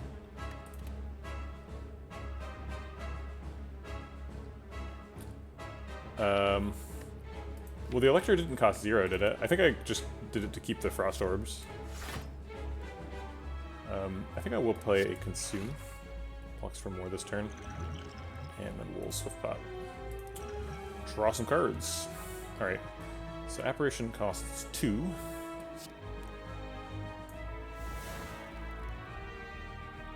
You know what? I guess I will just play a single Capacitor.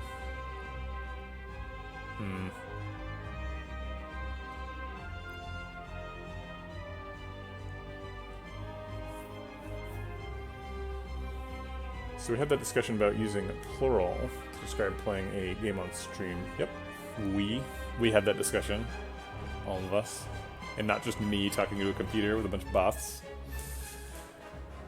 Because who knows, you could all be bots. I could be a bot. Capacitor puts us up to full life, gives us 3 orb slots, but it also puts a cap on how good Consume is going to be. Which is fairly important. Does anyone else speak to themselves, and use the royal we and other third-person pronouns? I don't know. I don't. Or we don't. This could be a pre-recorded video. There's really no way that anyone can confirm that it isn't. It's sort of beyond the pale. The Shoveler, are you familiar with what happens when someone's corpus callosum is cut? Because I think that it's entirely reasonable to think about the 2 halves of your brain as, in fact, being separate people who are just able to communicate sublingually to each other. So, yeah, so so your brain, the structure of your brain, you got like 2 big chunks, right? And there's like a little middle bit. And that middle bit is the only thing that connects those brain chunks. So if you just cut that middle bit, which is called the corpus callosum, which is meaningless in all other contexts, it's only meaningful as a medical description. If you cut that middle bit, then the 2 brain halves are unable to communicate with each other. It's usually done to control seizures, which start in one half of the brain and spread to the other. And it's usually not done anymore, because there are better ways of controlling seizures than cutting somebody's brain in half. But when you do that, when you cut somebody's corpus callosum, they're like, the part of your brain that speaks will now be like, will only be able to see through one of your eyes, right? Because your speech center is going to be on one half of your brain. So you'll only be able to describe things that eye can see, but the arm that corresponds to the other eye can act as though it sees things that you can't describe verbally. Which has lots of hella trippy results. People with their corpus callosum cut have experiences like they're fighting with themselves about clothes in their closet. They'll like walk into their closet, try to pick something, and their other hand will like slap it away and be like, "No, we're picking this." Yeah, they can draw something.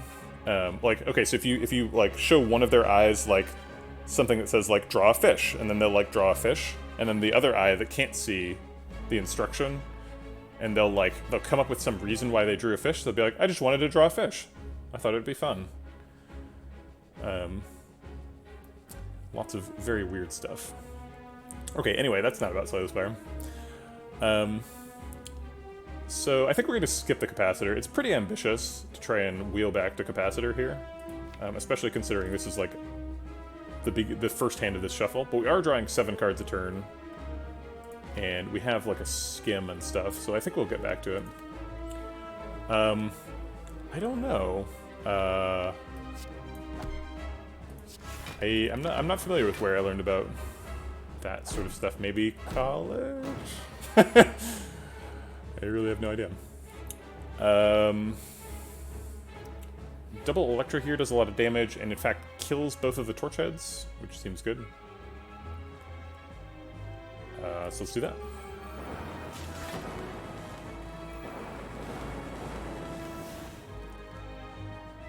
And then we can like play a Streamline, or we can play a Glacier to reestablish some Frost Orbs. We're probably playing an Apparition next turn, because we are going to be frail. We're probably not playing this Consume. I think we're just interested in getting him. Okay.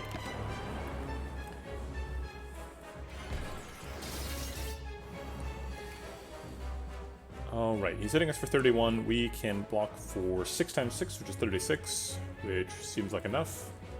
So we can save the Apparitions. Double Consume. Get all the focus. I mean, it would work, right? We'd go up to 9 focus. We could double Consume Apparition. It's not a terrible play. We'd have to find the capacitor before we find the next orb generator, though. But there's a double capacitor play. But I think we'll just stick with the reinforced body here. Maybe we're supposed to play Apparition there so that we're safe next turn too. But I do like saving them if I can.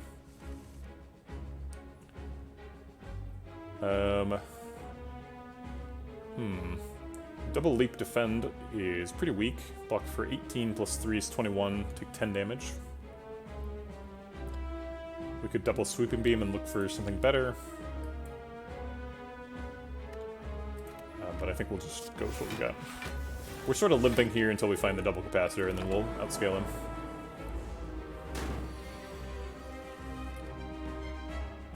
No capacitor here. We could skim, double skim, which would most likely draw it. But if we're super greedy, and we are super greedy, we can just double Genetic Algorithm here. Get those procs. We're pretty likely to get Consume next turn, or to hit capacitor next turn. So let's go for it. So greedy. Just the most greed I can find. Yep, we got double capacitor and apparition, so no punish.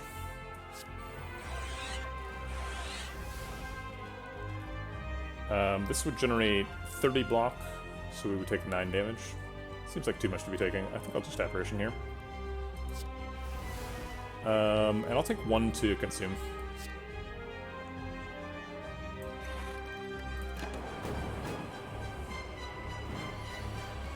He's almost out of stuff. Alright, Double Glacier should outscale him for the rest of the fight. And our Freya's wearing off. Are you gonna summon some more friends anytime? Okay. Yeah, Loop would be nice. Bias Cog. Got lots of good cards. Let's go ahead and play that Double Storm, get some health back.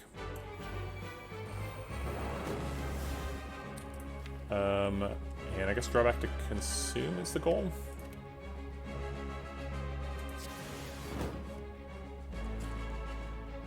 Rotate the orbs a little bit, why not?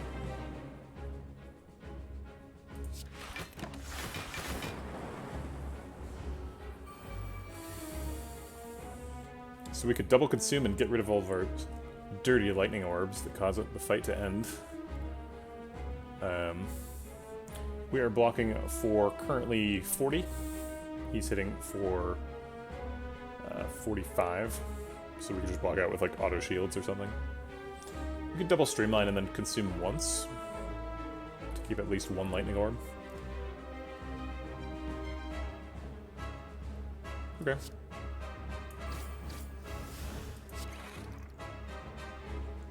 And we're currently blocking for 55, so we're out of range, so we can just punch him.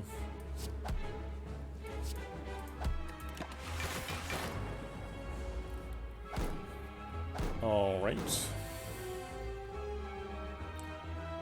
I guess we can double apparition. Probably protects us for the rest of the fight.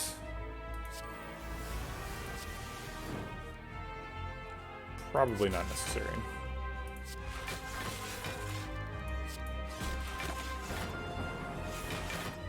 Blocking for 107. Too bad we couldn't afford those calibers. Okay.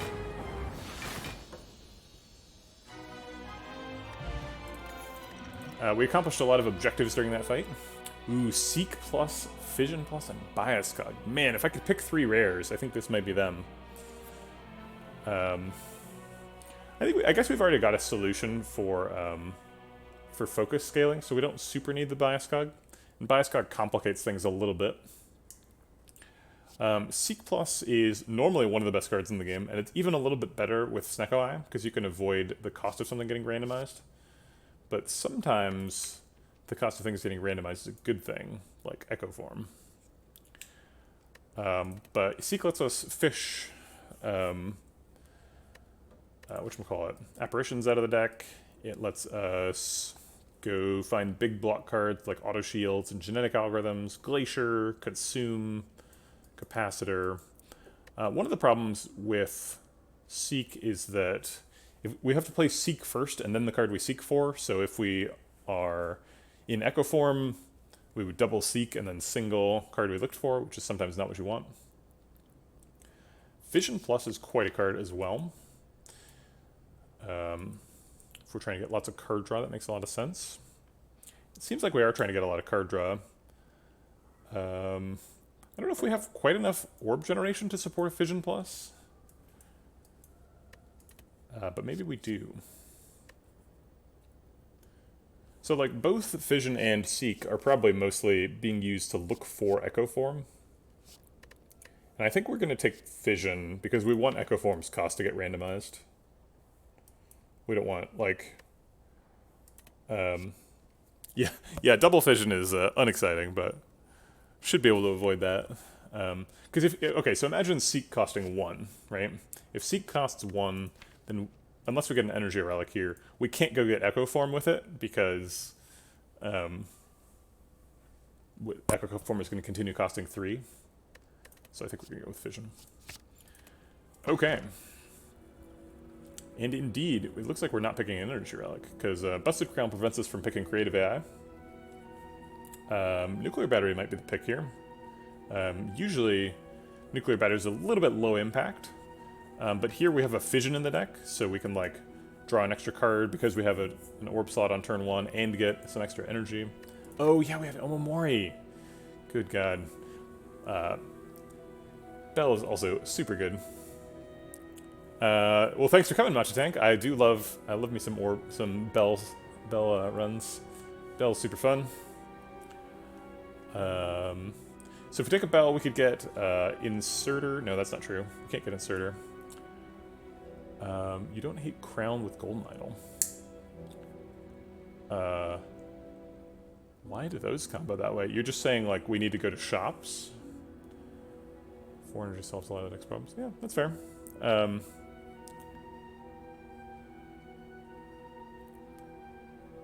The most common things to get from Calling Bell are strength scaling and occasional energy.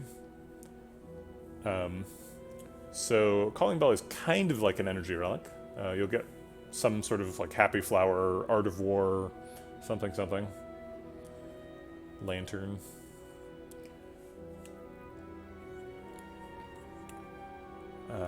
And not getting a curse is a pretty big deal. Right. Yeah, Data Disk or Gold Cable would both be really good.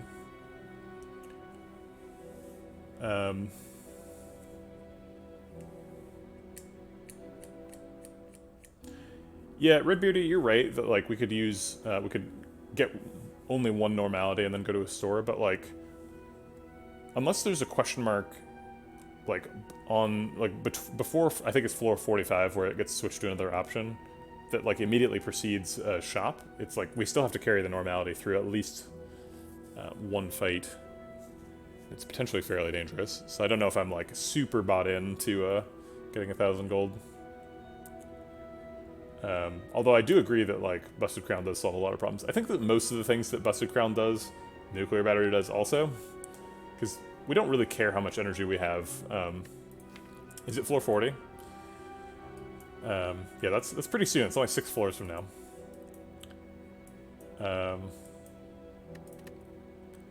Because Nuclear Battery helps us get set up.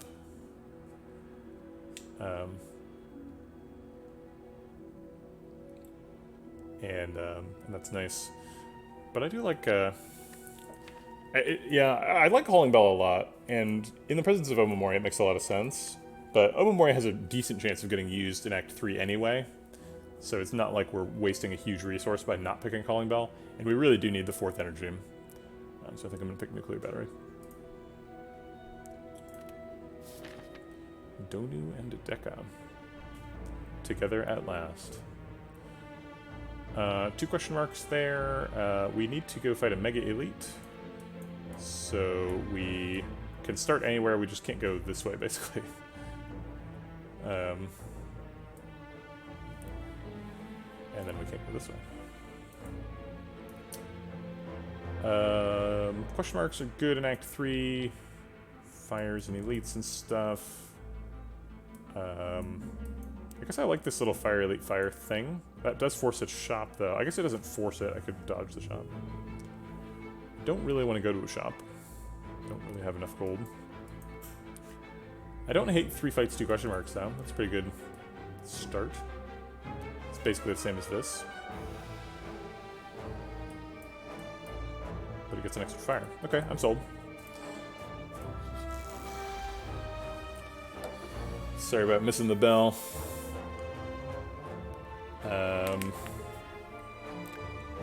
Echo Form, and then Reinforced Body Box for 9. We'll be taking 11.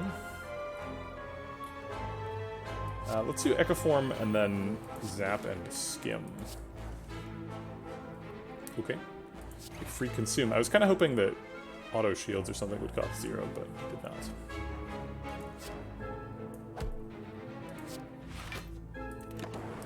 Alright, so we take some damage. Hopefully we'll be able to heal that damage with our double power thingamajigs.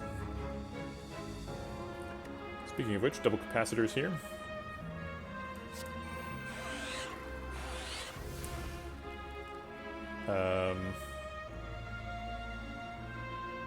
I wish I could play Streamline Apparition, but I cannot. We could play Power Pot here. We have a 40% chance of getting a potion in this fight, so we're in a little bit of a hurry to spend a potion. And Power Pot could be like a buffer or something. Power Pot can never be Frost Orbs. It's true. We should have played Power Pot before the capacitor. But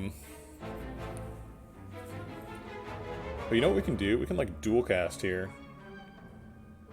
So we can like dual cast and then play Apparition and Streamline.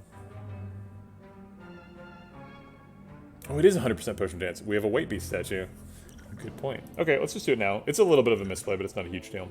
Electrodynamics seems like the pretty clear pick. But Creative AI actually takes us to full health, right? Yeah, I guess I'll take the full heal.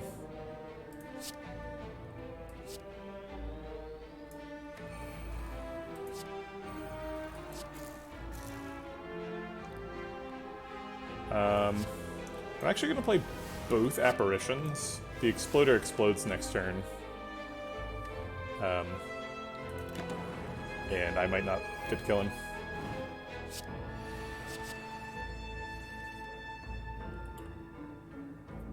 Okay, double Storm or double Electro doesn't really matter. They are both good.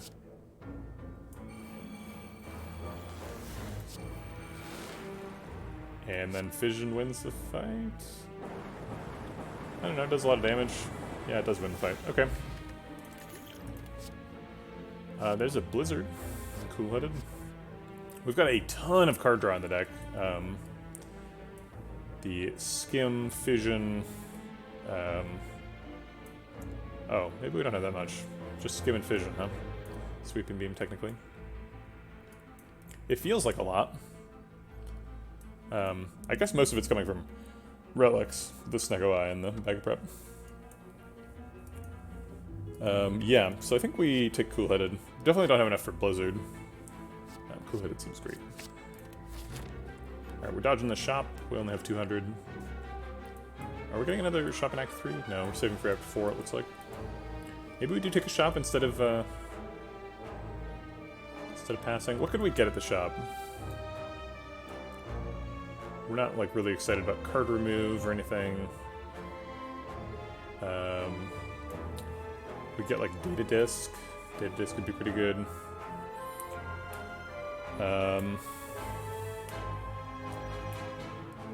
Shot probability in a question mark room is, I believe, 1%. It goes up 1% per question mark that isn't a shop. It's pretty low.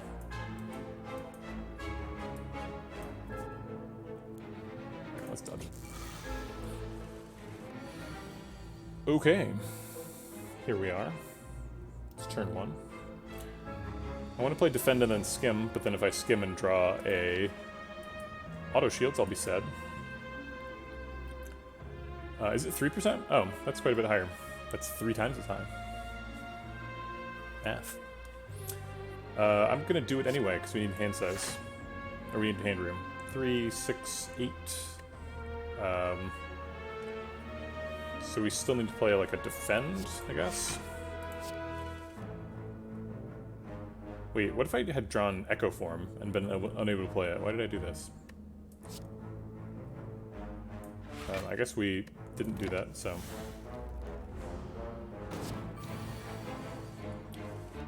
There's the Echo Form. And I think we're going to play Coolhead Apparition here.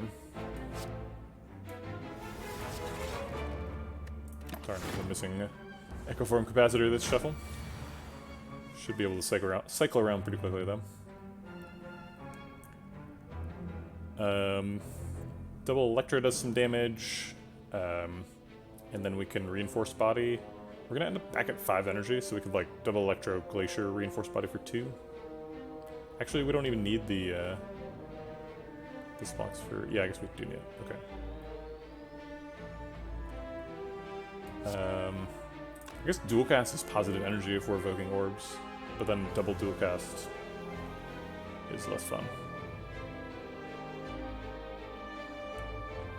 There's no health benefit to double Electro, obviously, because we're at full health.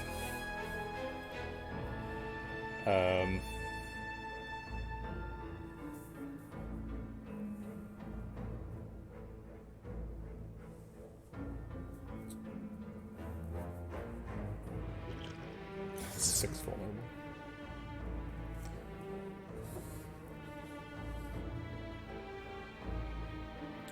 I guess we're doing double Electro because it does damage. I'm struggling to come up with a justification for this line, but I think it's right anyway.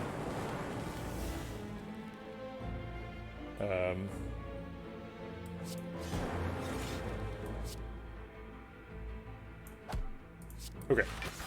I'll dual cast that for fun.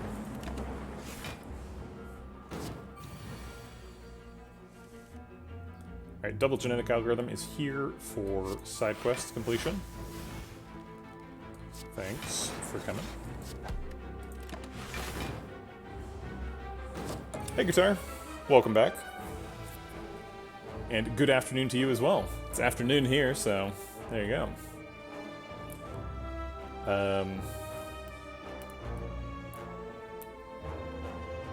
Double Cold Snap seems like it's setting up for lethal.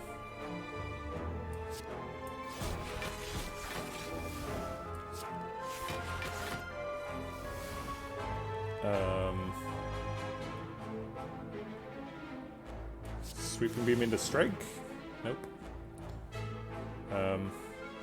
Okay. Triple defend. Wait till next turn. We'll get him. And we've done all the side quests, so we can just end the game.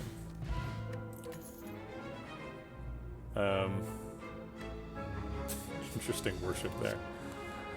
Oof. It sounds savage. Double energy, fusion, rebound. Fusion plus.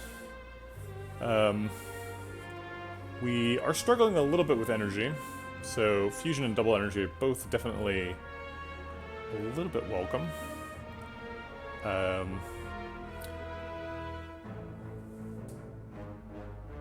Does rebound keep the Snecko cost? Technically, yes, but it usually doesn't matter because when you put the card back on top, you then draw it again. Usually is the way you put that into your hand. And if you draw it, then the cost gets randomized. But if you like rebound it and then seek, then you can seek for the one with the existing cost. I do like fusion, but I don't think it's necessary.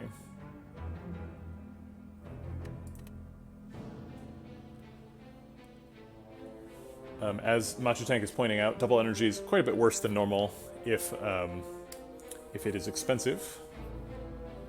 So it's a little bit ineffective at actually giving me extra energy. So I think we're just going to skip all these. I don't think we need fusion badly enough to pick it.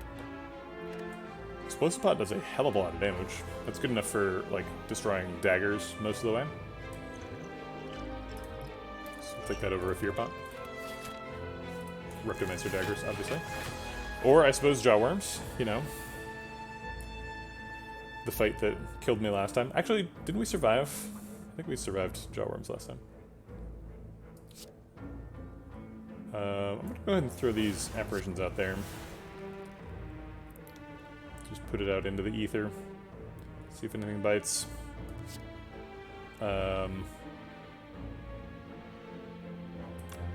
Storm versus Cold Snap here for like the big card of the turn.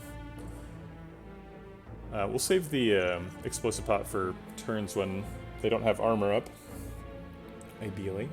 I guess Cold Snap is just hitting armor. It develops a Frost Orb, but Storm can get me power, or Lightning Orbs later. I guess we could dual cast and play both. Oh wait, dual cast is neutral energy there. No, that's not true. It was still +2 energy. Cool Head Fission draws a bunch of cards. That seems fun.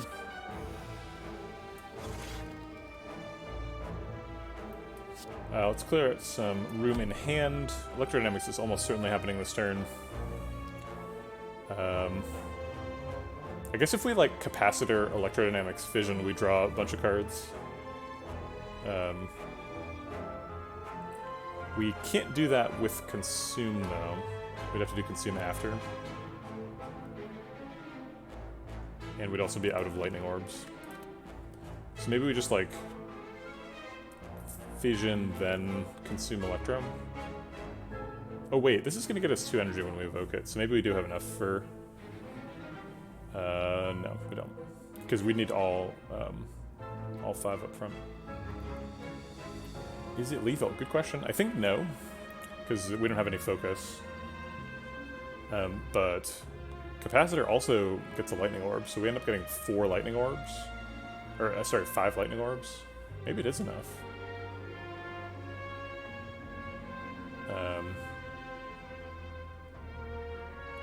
Yeah, he's just like Consume Electro Fission lethal. So Consume gives us 3 focus, so then each one hits for 11 if they're evoked. And then it would evoke 4 of them, or it would channel 4 of them, so 2 of them would evoke already. We've not algorithmed yet, which is a good point.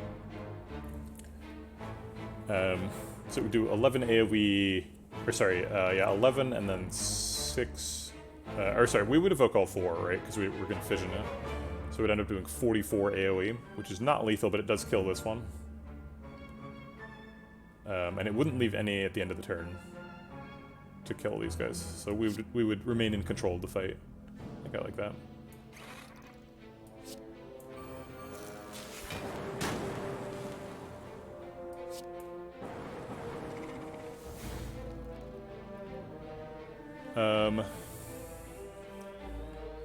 Alright, so I'll just kill one. And then we can't play Capacitor or else we kill him in 2 turns. We don't want to kill him. until we are forced to do so. I guess I'll put him at 1. Wait, no. That changes the math somewhat. Okay. Alright. Trying to find Echo Form, trying to find genetic algorithm. Alright,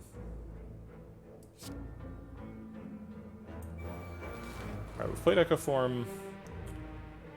Are we willing to wait for genetic algorithm here? Oh wait, shoot, we got a lightning orb from that. We can't get rid of it because this would evoke it and kill him. So I think I'll just take the genetic algorithm proc now. Yeah, it's possible we could have redrawn it, but yeah, wasn't likely. I guess we'll... No, we don't learn anything from doing this. Oh, we could have double consumed this turn. Sneaky. Oops, now I have to twist myself into knots to not take damage.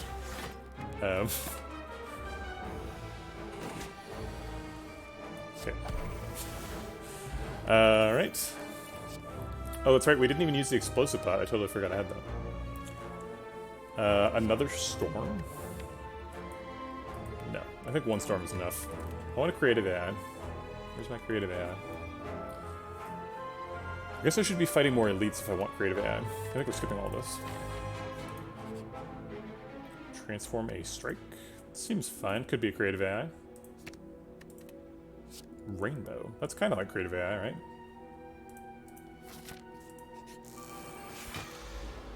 Okay. This question mark was a fight. What? We can capacitor consume rainbow stuff. Why doesn't rainbow generate a plasma orb? I'm always confused by that. I think rainbow plus should generate a plasma.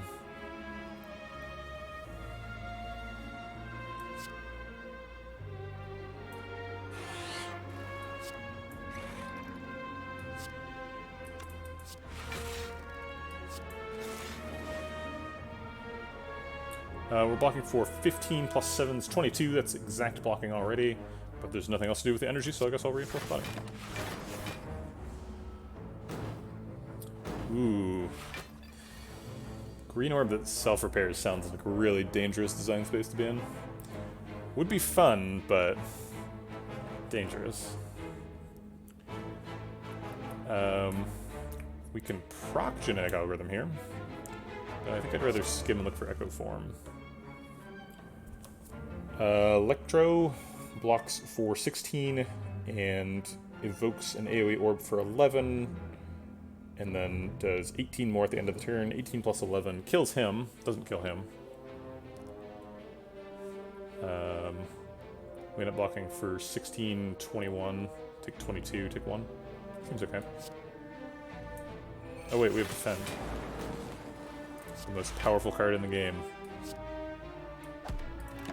As well as Strike, so all my math was wrong. I guess we'll Apparition.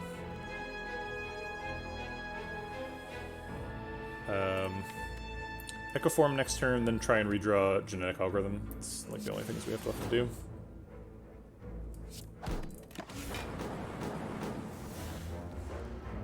It's going to be very difficult to get rid of this Dark Orb without killing him.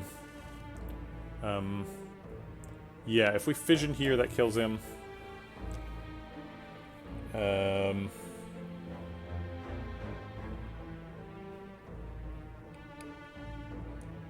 Can we block this turn? Yeah, we can. We can just block for 6. Okay.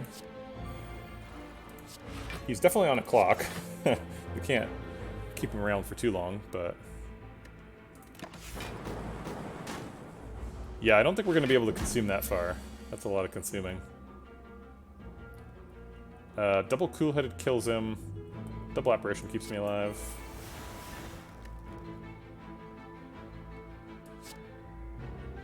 Wait, that would draw 2 cards. And if the card is Genetic Algorithm, then I'm sad. Okay. Come on, Genetic Algorithm. You can do it. You did it.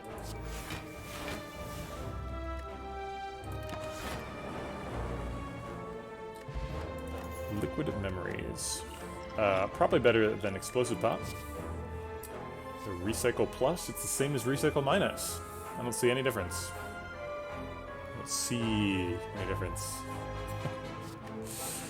Recycle's kind of good in Snecko Eye decks. Sometimes it's like, I'll recycle that 3 energy strike over there for +2 energy. Ooh, Sherwins. Let's have a conversation about the upkeep of the U.S. road infrastructure and how commercial heavy vehicles and electric vehicles break the funding mechanisms by which roads are repaired and built. So I don't think that heavy vehicles break the funding mechanisms for roads. I think that the point, or like a planned externality of the interstate highway system, is that is heavy vehicles. I think kind of the whole point of it. I mean, the main point of it was so that the military could get to any point in the country quickly. That was like Eisenhower's goal for the Department of Highway Transportation or whatever. But definitely an intended side goal was to like buff up our industry by having just like a way to ship lots of heavy things. Now, if you're talking about just like consumer trucks, then yeah, I don't know why we have consumer trucks. They seem kind of silly. I don't understand why electric vehicles would break the funding mechanisms. I guess electric vehicles are also heavy. Oh, I see. You're just talking about gas taxes. Yeah, sure. I mean, so anything that depends on fossil fuels is like sort of time limited, right? It's like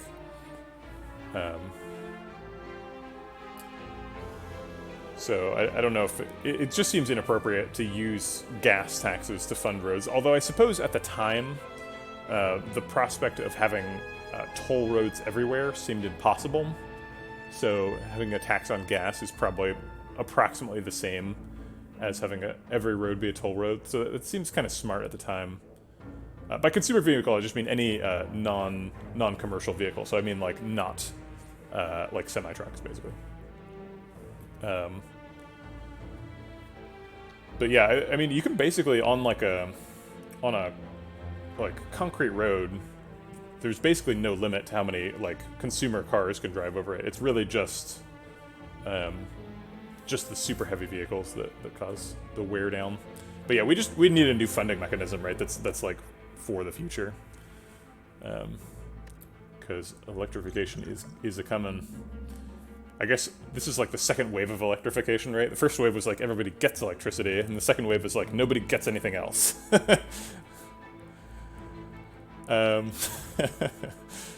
Thanks, Sherwins. Is it recycle? Is that crazy? Recycle thins the deck. We have a lot of like strikes and defends just kicking around in here. So recycle's good for those. Zap and dual cast also not quite pulling their weight. If we do end up getting a creative AI ever, recycle would be good with that. Probably it's never happening because it's floor 39 and hasn't happened yet. So I don't think I'm going to take a speculative recycle. It seems wrong. Okay. Curious why baking is a tag. So I'm actually baking now, technically. There's a... Here, I'll show you.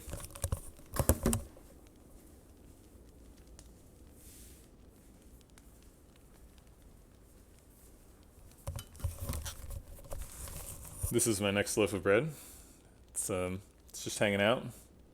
It's waiting for me to add some water and some salt and start stretching and folding.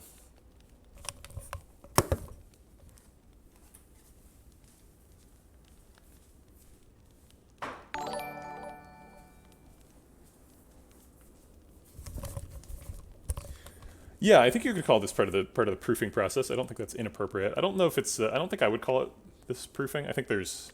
I don't know. There's a lot of baking terms, and I get a little bit nervous when I'm using them. So I wouldn't have called it proofing, but you're probably correct in doing so. Is kind of my read. I think this is just a recall. I don't think we have a good enough upgrade to not just recall now. Machu Tank. I don't know how the trucker situation is in the U.S. In France, it's not very good. A friend's father is one of the facilities are bad. The pay is bad. Overall, it's not a good thing, and no changes to improve. So, yeah, exactly. So so the leaven was last night, and then now it's auto-lasing, I think. It's the thing. That's a term I would use, but I don't know if that's correct. There's a bunch of terms. It's like, yeah, stuff is happening. So Machu Tank, in the United States Democratic primary, I supported a candidate whose shirt I'm not wearing today, but I wear occasionally, called Andrew Yang. And one of his big things is like, hey, there's a cataclysm coming for the trucking industry, which is like a third of the jobs in the United States are like some form of logistics. It's a massive industry, and it's like 100% going to get disrupted by self-driving cars like very quickly, like next 10 or 20 years. And it's going to be like a huge disruption to the economy. And so he was trying to do something about it, but he did not succeed in acquiring the nomination. I think he actually speaks tonight at the Democratic National Convention. That's right. There's a whole this whole side industry. But also, like, all the... Oh, yeah, I went to a stump speech. Yeah, it's going to be a big deal. And hopefully we're ready by the time it happens. But probably not. If we Cold Snap Fission, we draw 2 cards and evoke 2 orbs, gaining 2 energy. We don't have enough to Apparition if we do that. I kind of like Apparition Cool-Headed, but then I guess I don't want to draw Echo Form and not be able to play it. So maybe we don't. So maybe just like Apparition Cold Snap. Does some damage, blocks out. Actually, we take 1 if we do that, amusingly. Alright, see you, the Shoveler. There's a lot of Yang content out there.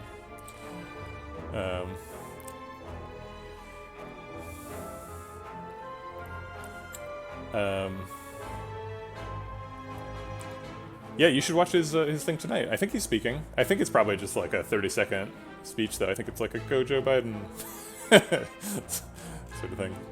Yang Gang. The internet agrees. Everyone on the internet is on the same team. And that team is the Yang Gang.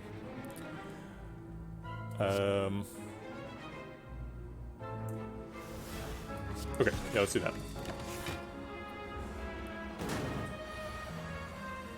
There's the Echo Form. We can Echo Form here, and then dual cast for a bunch of energy, and then I presume that's enough for Reinforced Body. Blocks for 54. We can actually strike him first. Doesn't really do anything, but it does 1 damage, so I'll take it. Maybe that's the 1 damage that makes the difference.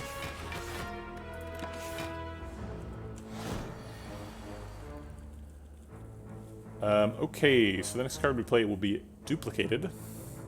So if we double consume, we would end up taking a bunch of damage. We could Liquid Memories. Could like consume and Liquid Memories back a something. What if we Liquid Memories a Capacitor and Cool-Headed right now, and then we like double Capacitor, play Glacier? Yeah, that seems good. I mean, we're gonna get a whatchamacallit, potion reward from this fight, so might as well do something. Alright, double Capacitor. Draw some cards with Cool-Headed. I guess I'll play a Free Storm, why not? And then Glacier. He never scales, right? So as long as we block for 45, we are good forever. We will have to heal for 6, I suppose. Hey, Alien. How's it going? Welcome on in. Let's go ahead and proc our double GA side quest. And then, I guess, make a double rainbow across the sky.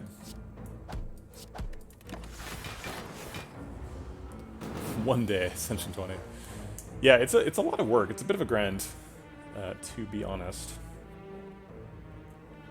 Oh, that's true. So I guess instead of blocking for 45, you'd need to block for 65, because you're taking 20 damage a turn from from burns. Alright,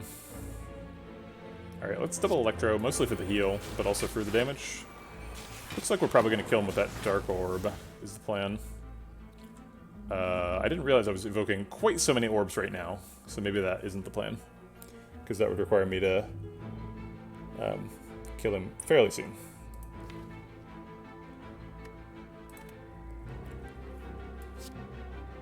I guess Streamline does more damage than Strike.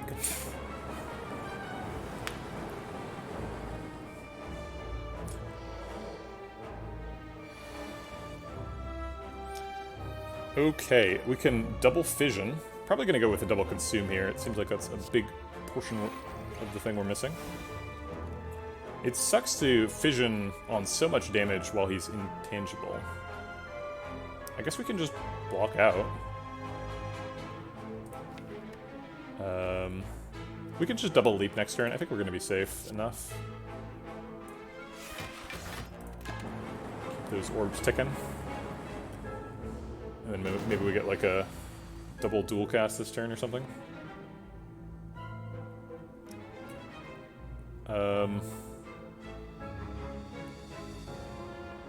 We can like double leap auto shields to block for, let's see. So each one block for, oh wait, sorry, so 12, 24, I guess that doesn't work because auto shields. Okay, so we'd be blocking for 24, that's a lot of damage we're taking. We could double Cold Snap auto shields, I guess that does work. Are we ever killing him? If we Power Pot, we almost certainly kill him. These do 9 damage at the end of the turn, and there are 6 of them, so that's 54 damage, plus the 30 is 84, so we're like 50 damage short. So if we get like an Electrodynamics or like a Biased Cog or something, we kill him.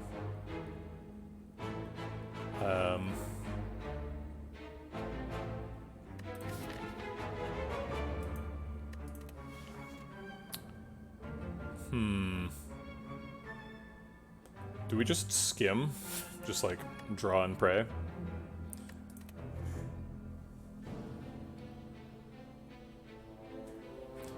I don't like that, because then we could just literally end up dead.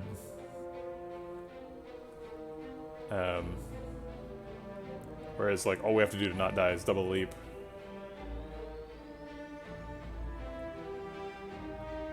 Double leap defend is not terrible, right? We block for 24, 29. We end up taking 16.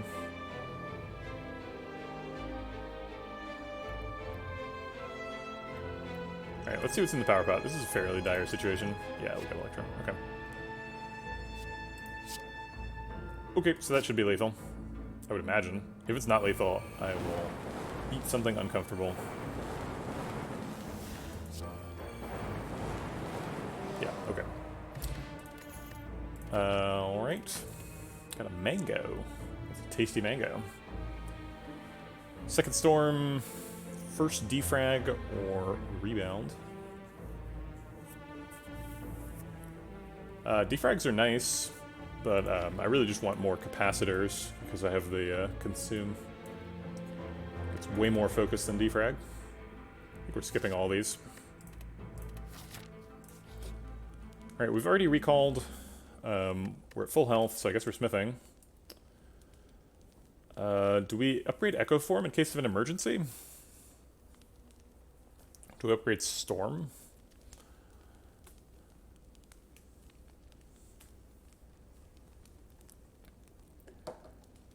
Upgrade Streamline for a little bit more damage. Streamline is the biggest damage card in the deck. If we upgrade it, it goes from 30 damage if we double it to 40 damage. 40 damage is a fifth of the heart damage cap. That's some damage. Or a tenth, I guess. I don't know how I got a fifth. Oh no, 40 is a fifth, yeah. I was correct. That's how. Math. Upgraded Glacier gets a little bit extra block. I think upgraded Storm makes it worse, unfortunately. Let me go with the Echo Form. I don't know why, but maybe it'll pay off someday. We want Fire first rather than question mark after. A Maw Bank. I keep getting like floor 45 Maw Banks. Every single time.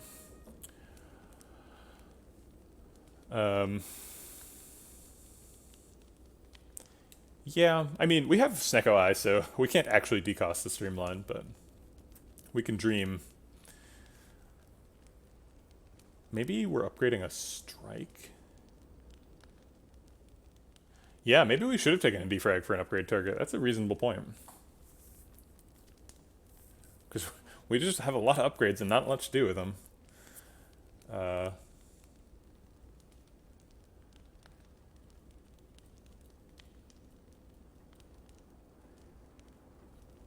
Yeah, I mean, I don't hate Defrag either. It's a good card.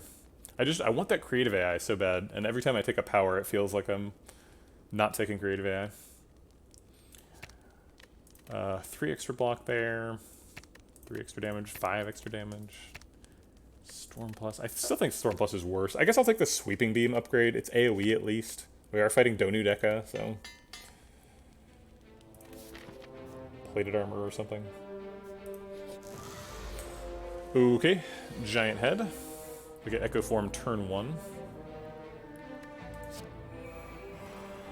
And auto shields the block.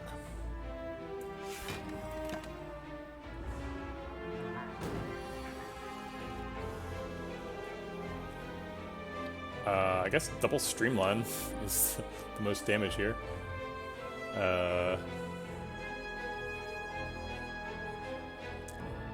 Should we play Glacier? Oh wait, we can play double Streamline and Glacier. What's your idea, Matcha Tank?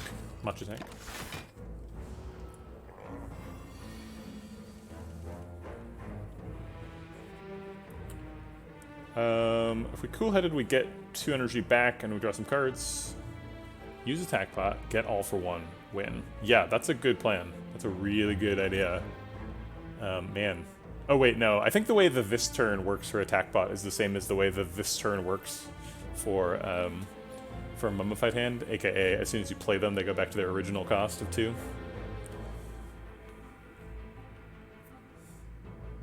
Let's draw some cards. What do you mean by that? How? Yeah. We can play Capacitor Consume. We don't have a ton of time in this fight to just, like, mess around. So I don't think needing to play double Capacitor is necessarily the path. So I'm gonna play single Capacitor. I think that's enough. And we'll leave double Genetic Algorithm for next turn.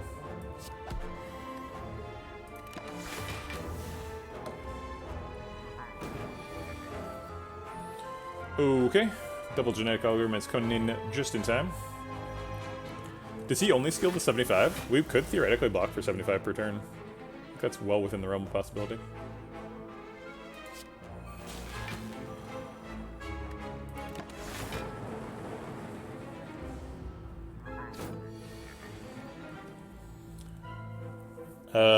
Double Consume Apparition seems like it's on the table. Maybe that's too few orb slots. Maybe I've backed myself into a corner here. Double Apparition seems good, though. Yeah, I'll just play double Apparition Consume. Defend for a slow proc, punch for 8. How could Giant Head possibly survive such an onslaught? We need to go, so let's play double Storm. Do we have any more powers? Nope. Double Storm is the last one. So maybe we'll play double Rainbow.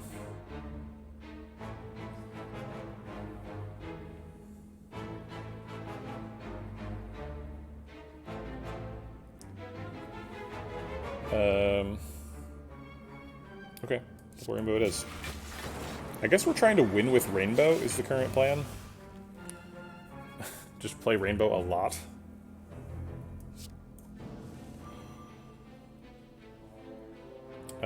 Fission draws cards. Gets orbs, makes Sweeping Beam do more damage. We have 3, 6, 9 cards in hand, so this drawing 4 is a little bit too many.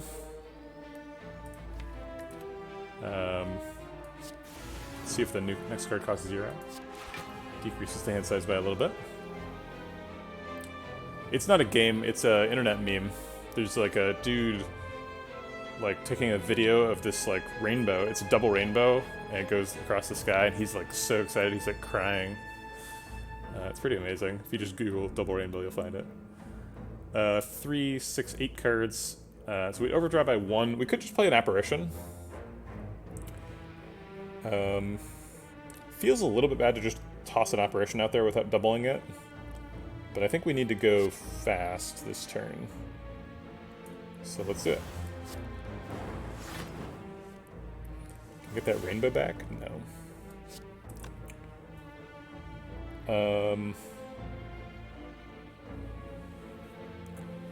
Seems like we're playing Streamline Swooping Beam for 3 of the energy, and then the last 2 for nothing? I guess we'll play Defend Auto Shields for the slow procs.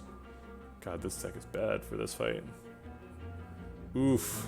No, let's Sweeping Beam first and see if we can find something better to do. Nope. Alright, I guess Defend Auto Shields it is. We got double damage. Didn't do much with it, though. There's the rainbow back. We could double consume rainbow. Ends up evoking the lightning orb, channeling a frost and dark.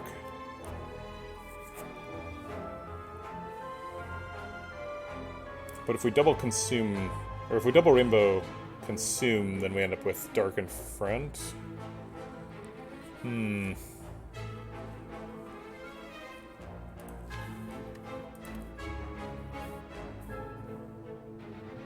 We have to double rainbow.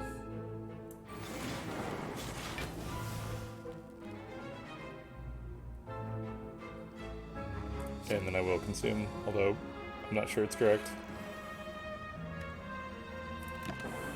We're getting there, we're like halfway through him, although we're like out of apparitions. Dual cast is kind of nice here. Deals 42 damage. Plus 34. Do like 50 damage a pop here. But we're gonna struggle to survive here. I hate the UI for that, but I'm familiar with it.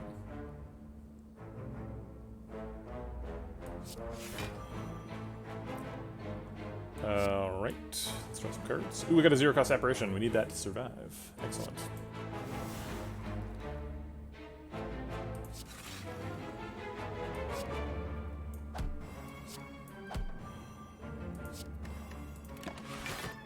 I guess I should have played the Reinforced Body earlier, because it would have done something.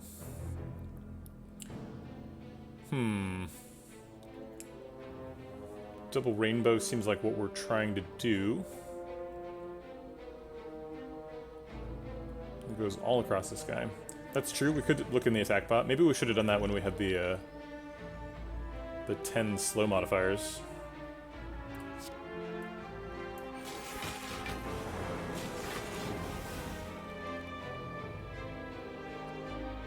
And then I think we're going to do Leap, Strike, Streamline, and then Pot.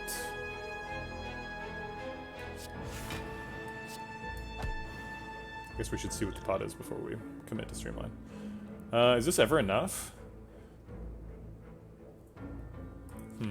Maybe we should wait until a turn when we're playing more cards. This is only 5 cards. We might get there without it, too. We're not super far off. I thought we were out of powers, but here we are with a storm we can play twice.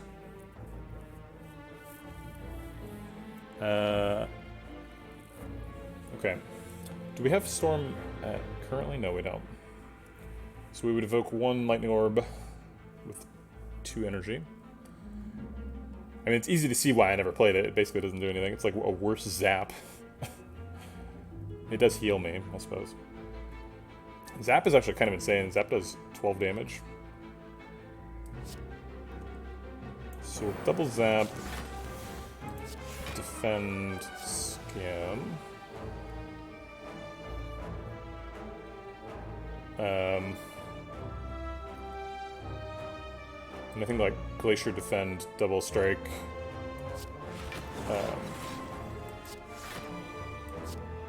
Or Auto Shields. Should have played that before. And then the Potion. And Hope. Oh man, these are terrible. I guess Melter's the biggest one.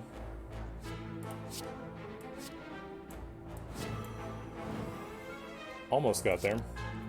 So we take some damage. What we got here now? Ice Cream, huh? 2 Ice Cream runs in a row. That's weird. Loop seems good.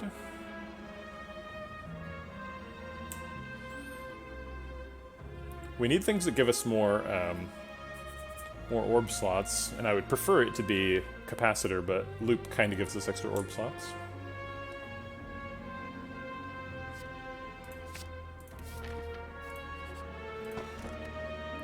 Okay, Russian card, sure. We have to fight the Mega Elite here. Regenerating Reptimancer. Okay. I'm gonna get some water, I'll be right back. My voice is getting sore. I'm actually gonna make tea.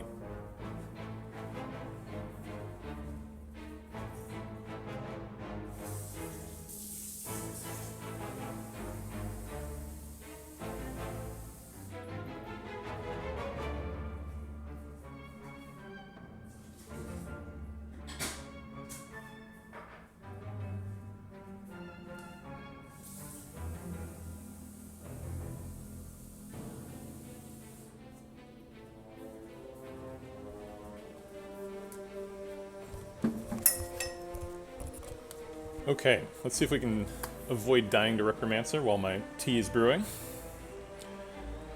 Skim draws 4 cards. We've got 3, 6, 9 cards in hand. A little bit too many. We've got an Apparition if we need it, but I'd prefer to reinforce body for 2.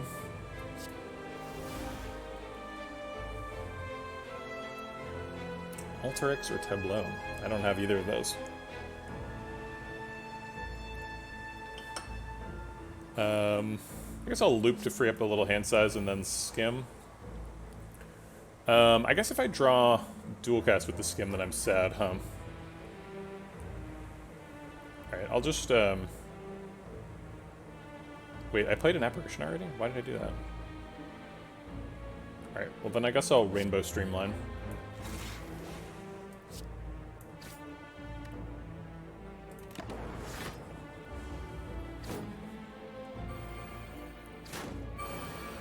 Can I get an Electrodynamics? No. Well, maybe. Fission could get it. Also, this Dark Orb could kill him. Alright, Fission only draws 3 cards. We've only got 7 cards in hand. So that is safe. Sweeping Beam kills him, not him. We have an Apparition, which presumably we're playing.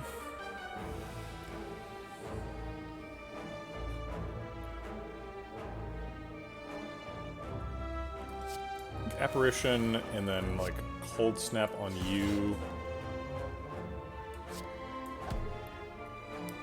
Leap? Wait, we don't really need Leap. We'll just do the Strike.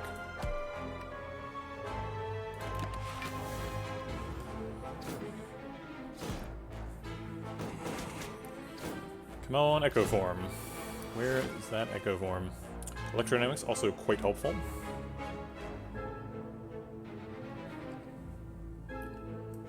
I guess consume Storm Electro is pretty insane.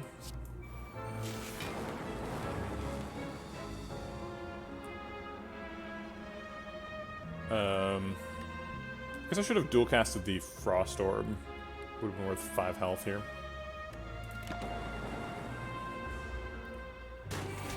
Go start my tea.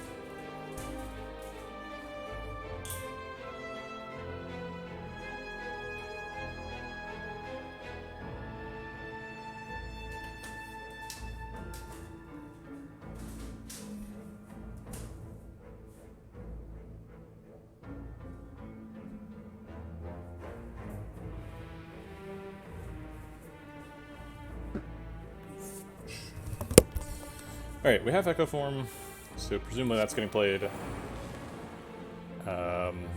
Glacier seems wise to block out for next turn, although she's summoning daggers, and I would like those daggers to get hit by these lightning orbs.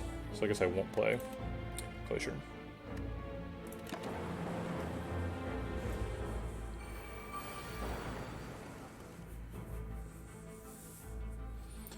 Double Rainbow seems pretty good. Let's start with that.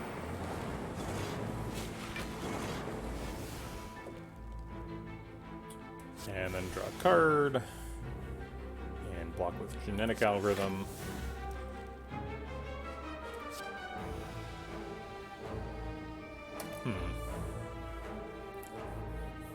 She could be doing anything next turn. So I guess I'll keep a Lightning Orb. I don't know what to do. I could just consume again.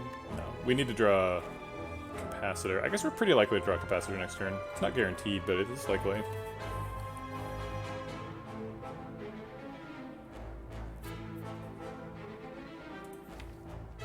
Yeah, but if we don't, it would be a disaster, right? I guess we have Skim, but no. Okay, she's attacking again. We did get Capacitor, so that's the pick. Do we ever get lethal here with, like, dual cast? Maybe.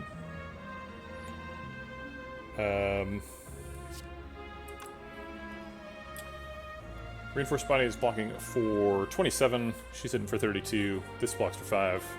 That blocks out perfectly. Let's do that.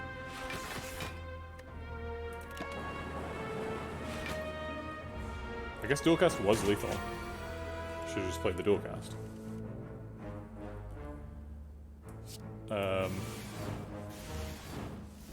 Double Sweeping Beam. Consume Rainbow is lethal. It's kind of weird lethal.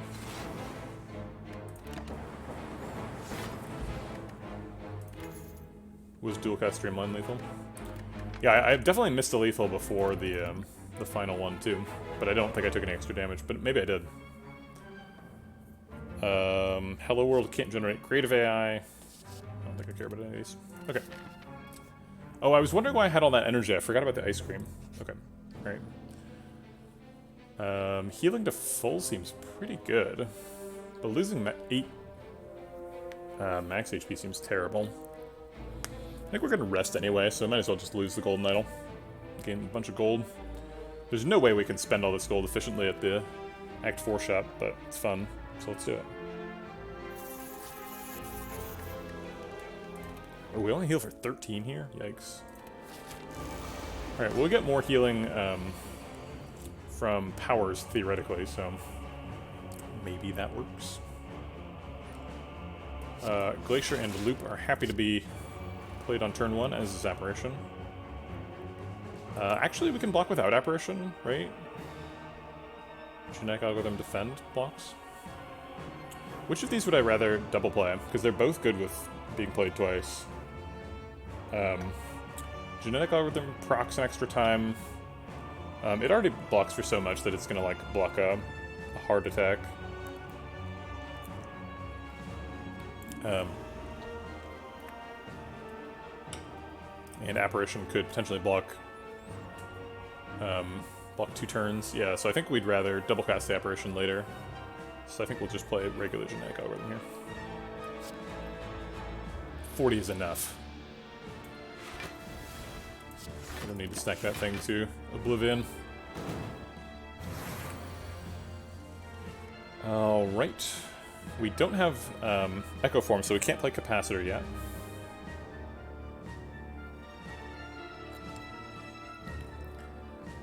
Man, way earlier in this run, I was like, we have to assume we'll only ever get 1 Capacitor, right?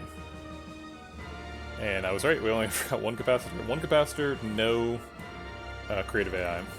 We did get your creative AI from a potion one time, but that doesn't count.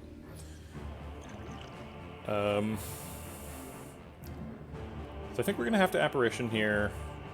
Does that free us up to Consume? Is that a responsible Consume?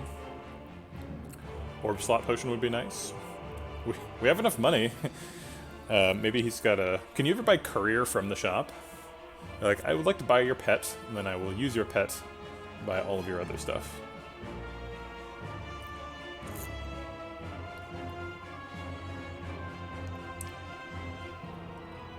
Yeah, I think I am going to play Apparition. So an Apparition, a Consume, and then we'll save the energy.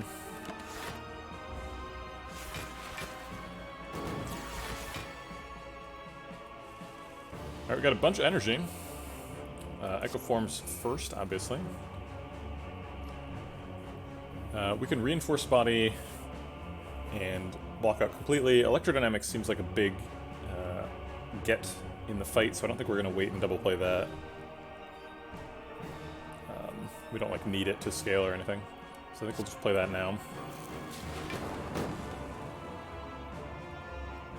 Maybe I should have played the Cold Snap first, but I don't hit Cold Snap now. We need to block for 30, we're already blocking for 8. So we need this to hit for 27, which is 3 energy, so we basically can't play that strike. Or can we? We're blocked for 13 now. So this would block for 18, which is enough. Yeah, so we can't play the strike. I guess I'll take a plated armor off him. It's pretty important you don't let the plated armor scale out of control. Especially if your damage source is going to be electrodynamics.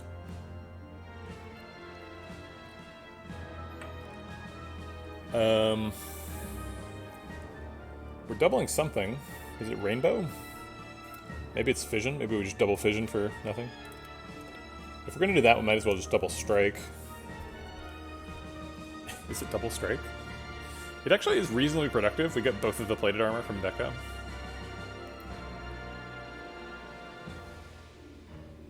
This, like, draws 2 cards. Blocks for 8.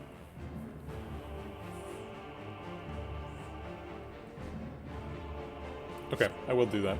So we can double strike, single auto shields while we don't have any armor, and then fission to draw some stuff. Oh my god, that hurts so much. The one card we drew was Capacitor. Well, if we played Rainbow, we wouldn't be able to draw. I was hoping to draw better stuff.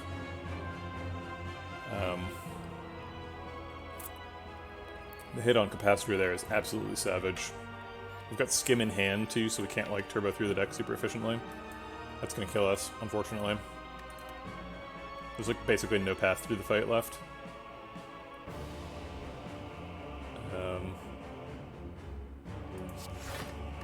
Defend for health.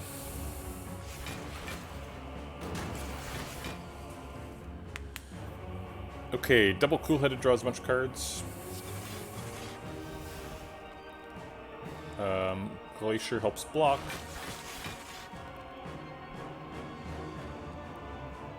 We're blocked for 33, so we could use a little bit more.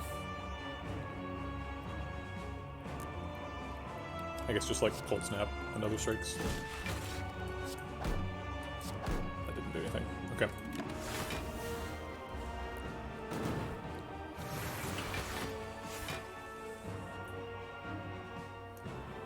Double Apparition gives me some time.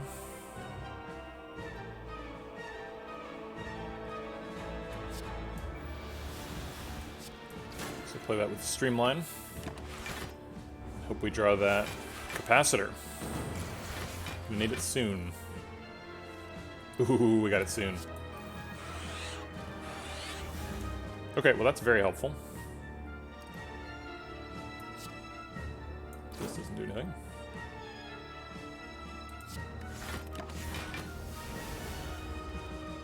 Alright, we need a lot of Frost Orbs and to kill Donu really quickly.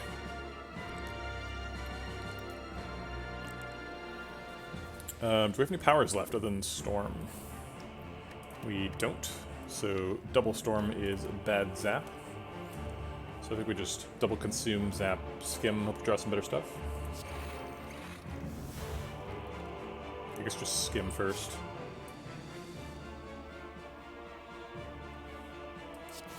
Sweeping Beam? Save me? Leap is pretty good. Yeah, Leap Defend. I think that mostly blocks out. We're taking a little bit of damage.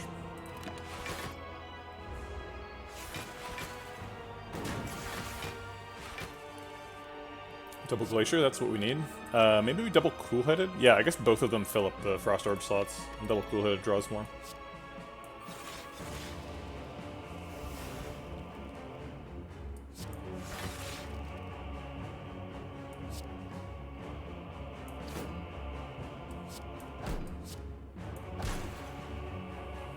We got through one of the plated armor.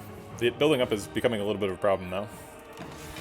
We got our scaling block, but it'll only save us for so long. We do need to kill Donu.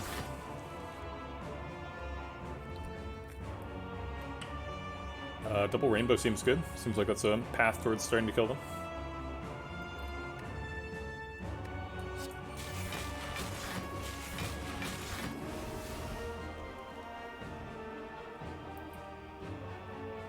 We could dual cast the front Lightning Orb, does quite a bit of damage. Yeah, I think 6 orbs is probably where we want to be for this fight.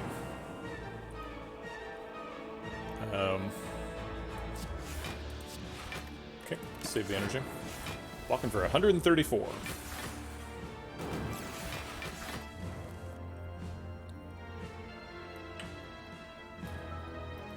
Okay, we have made Donu the lower health ones, so these are going to hit him for 40-ish. We can double Cool-Headed to look for dual cast to hit him even harder.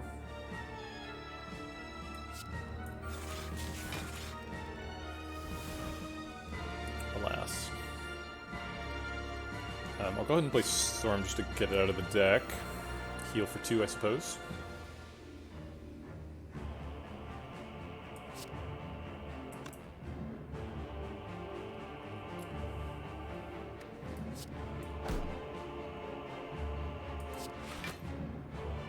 I'll just save the Frost Dark Orb in front.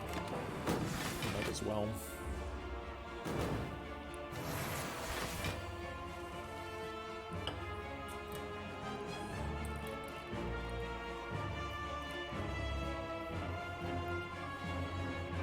Okay. Double Rainbow again? Does Double Rainbow kill Donu? This one hits him for 50, that one hits him for 36, that's only 80. This hits him for 17. Presumably we're channeling... We're doing another Lightning Orb? No, we're actually not. Rainbow just evokes all curved orbs and replaces them with a rainbow, a double rainbow. But it blocks out and does a bunch of damage, so I think I'm satisfied with that.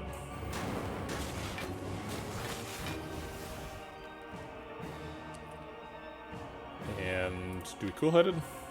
Cool-Headed draws us back towards Rainbow, which is our main damage. And we get to remove some plated armor here. Almost done with Donu. Should get him before he buffs again.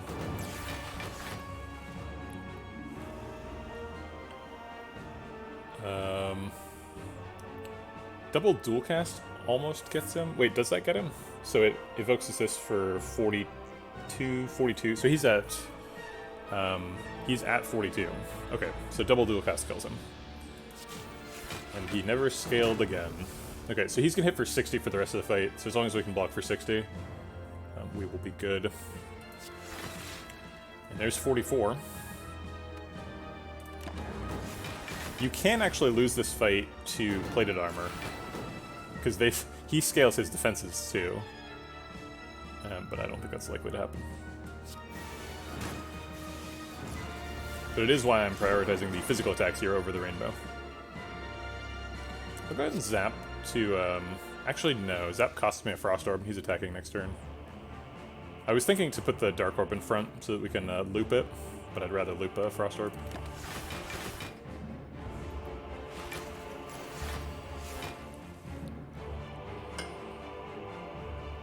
Okay, double Streamline gets through the armor. Strike does 1 plated armor damage. I guess that's all we're hoping for this turn. He's not attacking next turn, so I will put the Dark Orb in front. And we should have him. Next dual cast. Yeah, it says 160. He's dead. Alright, we got through it. I think we actually, like, approximately leveled out our health here. Ooh, turn 1 Electro in this fight. Yes.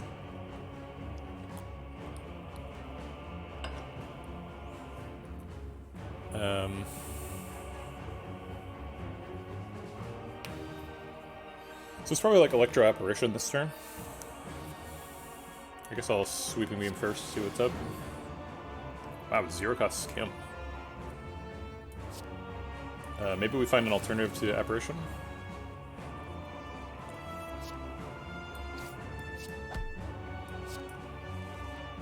Ooh. Hopefully not too much strength. We might try and save Capacitor for the second phase. Which is definitely aggressive, but potentially achievable.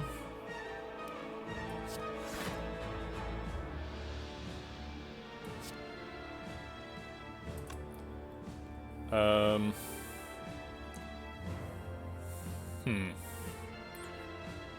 I guess this, and then save 2 energy, right? Or we could just play Capacitor now. It goes up to 6 orb slots, but then it basically says we never get to play Consume. That seems bad.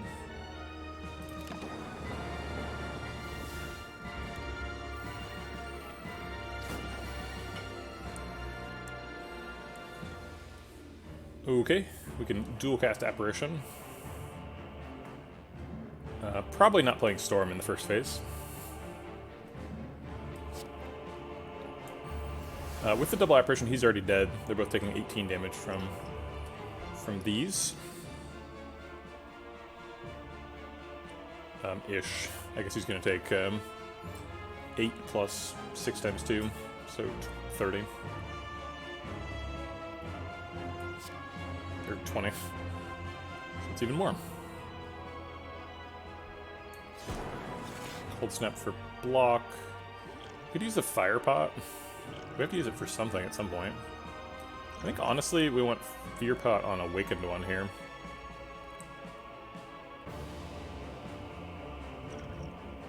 Probably should have done it earlier. I guess I'll do it before the next attack.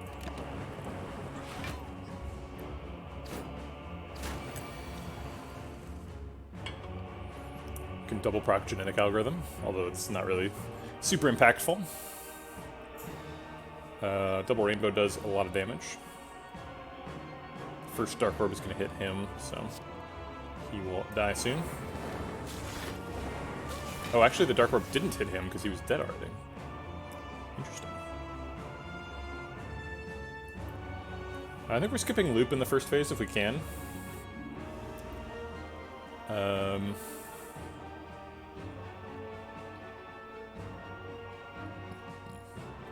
Why save powers for phase 2? So he gains strength if you play powers in phase 1, but in phase 2 he does not.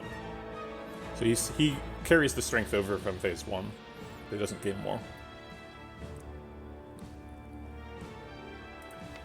So we want to try to avoid playing too many powers if we can. Alright, let's go ahead and Vuln Pot him before we strike him. And is Glacier good? I think Glacier is good.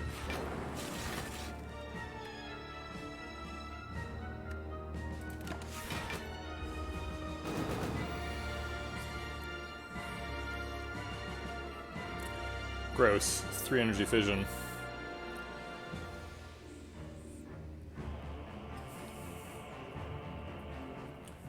Let's go ahead and double Cool-Headed. Mostly for block. Maybe we just double defend. If we triple defend here, we block for 15 plus 4 is 19. We take 7.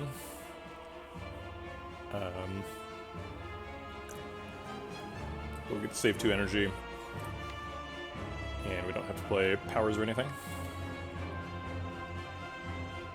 The reason to not fission here is because if we fission and draw Capacitor, we can't play it, because we super need double Capacitor.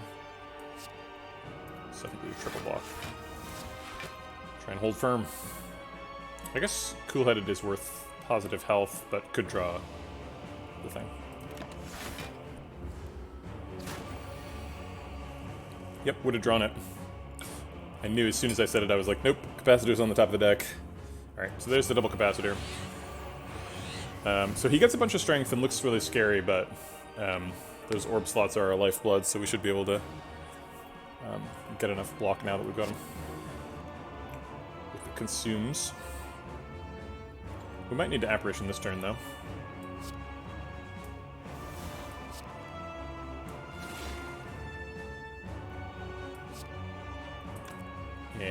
guess just punch him a bunch. We've got like every single attack in the deck for some reason. Is Zap worth 2 energy? I think Zap is not worth 2 energy. Is it good to evoke this Dark Orb, or should I save it? I think it's good to evoke. Okay. Alright. Tangible wears off. He's hitting for an awful lot of damage. We should memorize what this 16 times 4 comes out to, because we're going to see it a lot.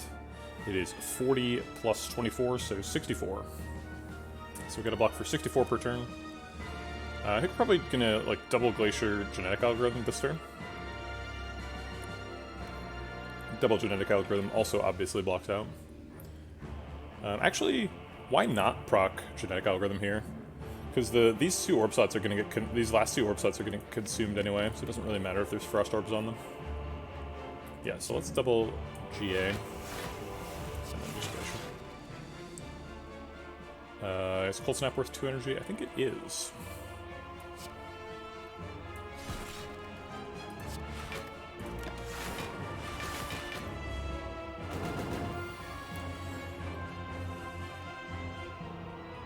Man, I cry for that stupid calipers that we skipped. We just generated like over 100 block, and now we like can't block this turn. That's exactly what calipers was made for. I guess we just like play all the cards and then fission and go find consume. Play consume.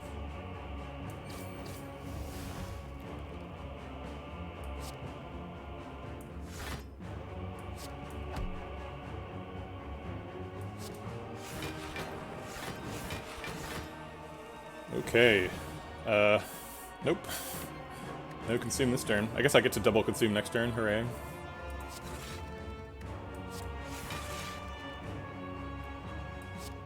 Get some frost orbs back. And continue skipping storm.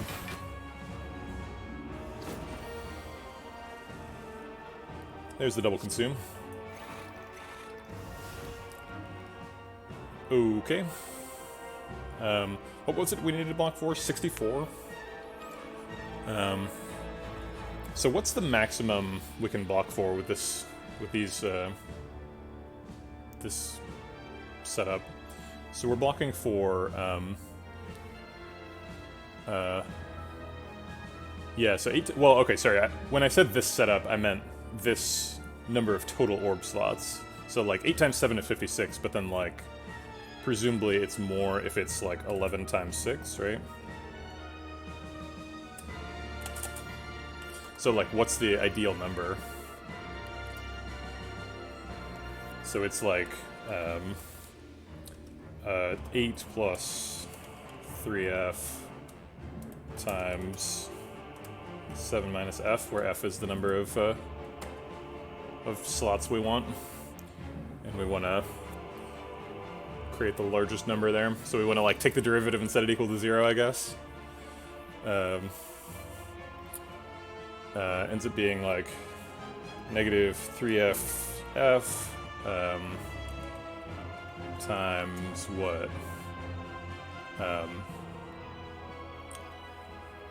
Yeah, we could have a number, but what if we did calculus? Wouldn't that be cool?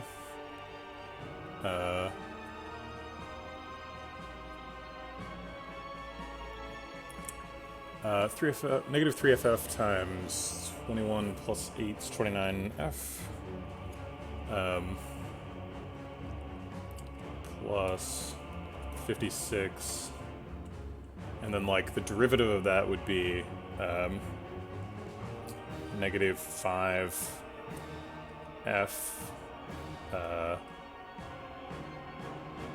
Oh, wait, I said a times when I meant plus between the ff and 29. So that's the derivative, and we're setting that equal to 0. So it should be 6, you're correct.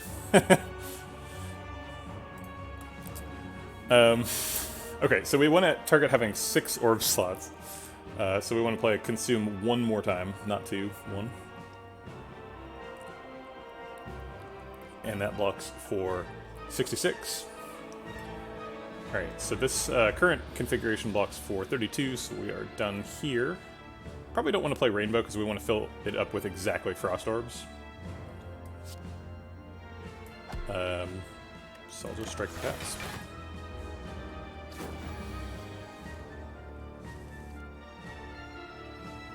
Okay.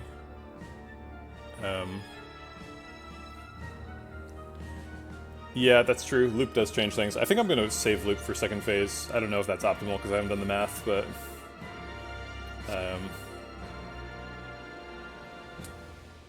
Alright, let's fill up those Frost Orb slots. That should be enough to block this turn.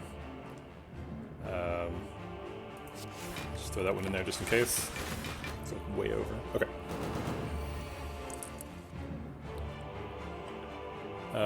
Super Beam can find consume.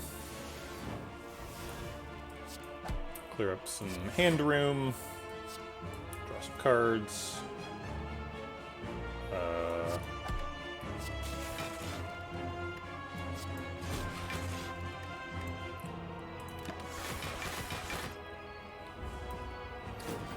So Loop is worth it. But then if I just play Loop, if I change his form and then play Loop, that's even better, right? Like,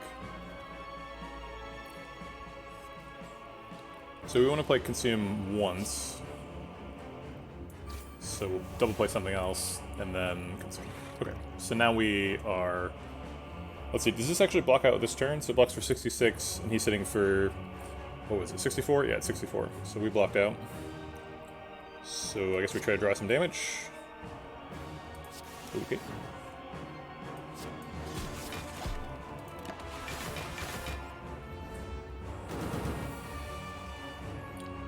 Alright.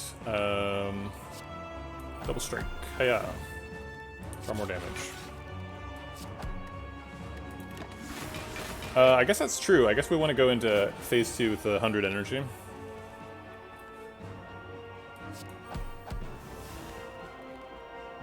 So I'll just skip playing skims and stuff.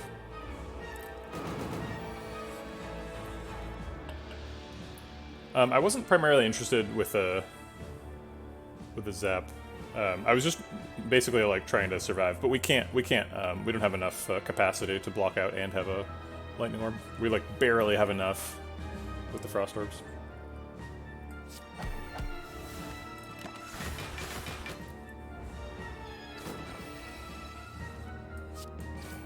Yeah, we're doing more than 15 damage. We do like, 30 damage a turn or something.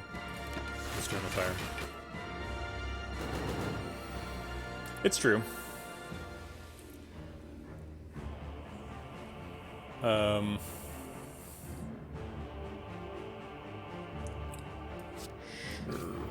Okay.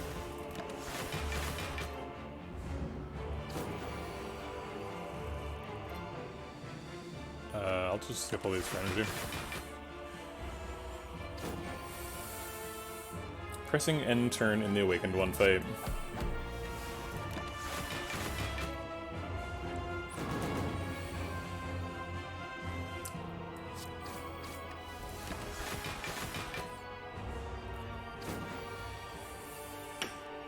If anybody needs like a snack or anything, it's probably a good time for it. I'll be here for a second.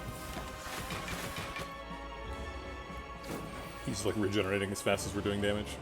We could do damage faster, but...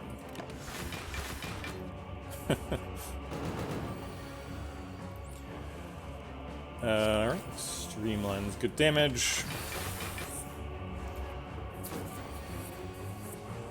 I guess if we wanted to wait for like literally forever, we could wait until we have like a 7-card deck that contains Loop, because we want to play Loop probably first when he's when he changes forms.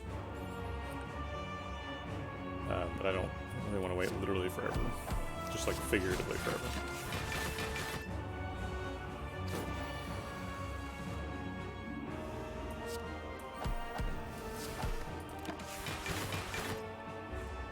I'm going to play every attack that costs 2 or less.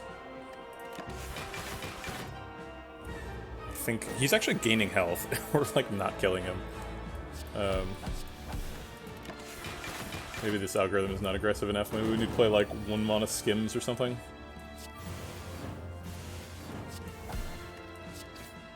No, he's losing health. We're getting there. Oops, should have double sweeping beamed. Does more damage and draws a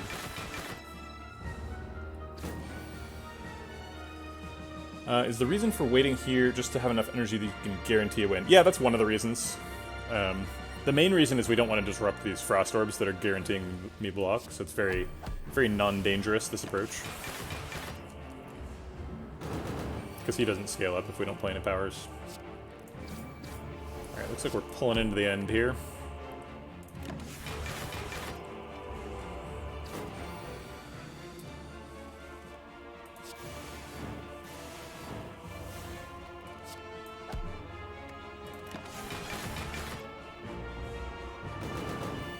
Have we already outscaled his next phase? Oh look, we got a 7-card next thing. Oh my god, it's got loop in it? This is exactly what I asked for, and we get to kill him here? Wow, this is insane. I wasn't intending to actually wait for that to happen, but it did happen. I guess if I could have whatever I wanted, I would want an apparition in here too. I don't think that was necessary, but... Alright, double loop. Get on in here. I guess I'll play double storm too, because it gives me 4 health instead of 2. With the double loop, do we play consume again? It feels like we do. Because we lose out on 11 block, but we gain 3 times 6, and 3 times 6 is 18. So yeah, at least one more consume is correct.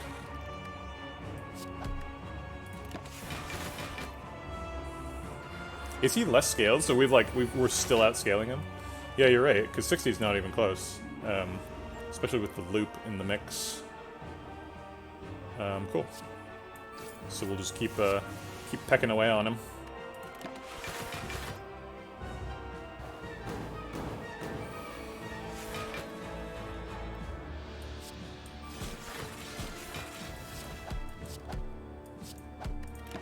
We'll get there eventually.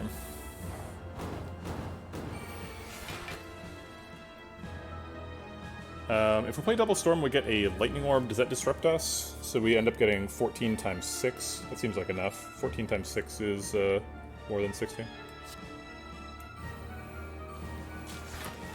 So now he doesn't regen. Actually, can we survive with 5 slots? 5 times 14 is 70, so yes.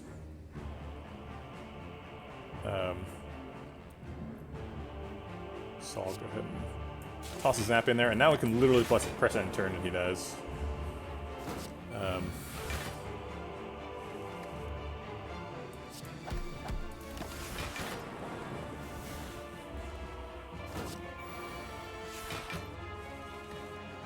Alright, we will just mindlessly press end turn. I'm just gonna watch. No wait, this is way too boring.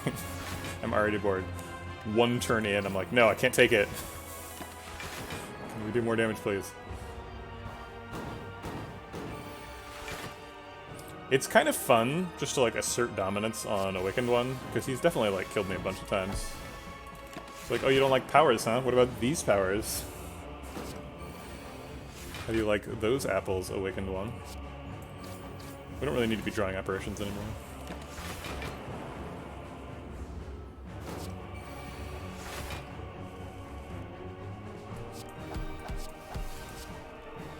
Get on in there with Skim. We got extra... Oops. We have to be careful that a Lightning Orb doesn't become the front orb. I wasn't thinking about that, but... Alright.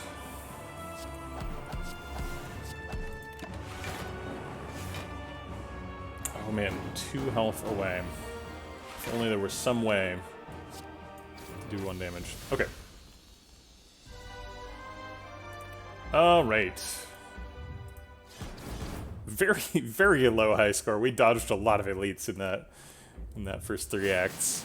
We got there. We're in Act 4. I would say, did an infinite combo on the Awakened One. I know that's a controversial statement.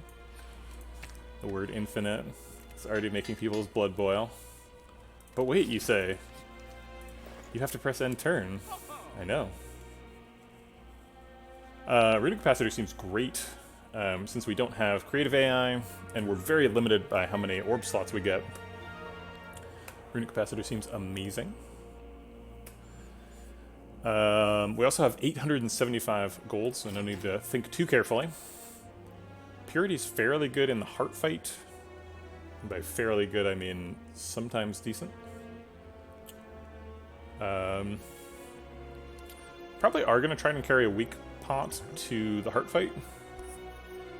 The shoveler, you're neglecting your work duties! Back to work! We could remove a strike. That's something that's allowed by the game rules. We could exploit that gap in the game rules. He just said, "How did I get here?" Beats me. What the hell? Fourth wall shattered.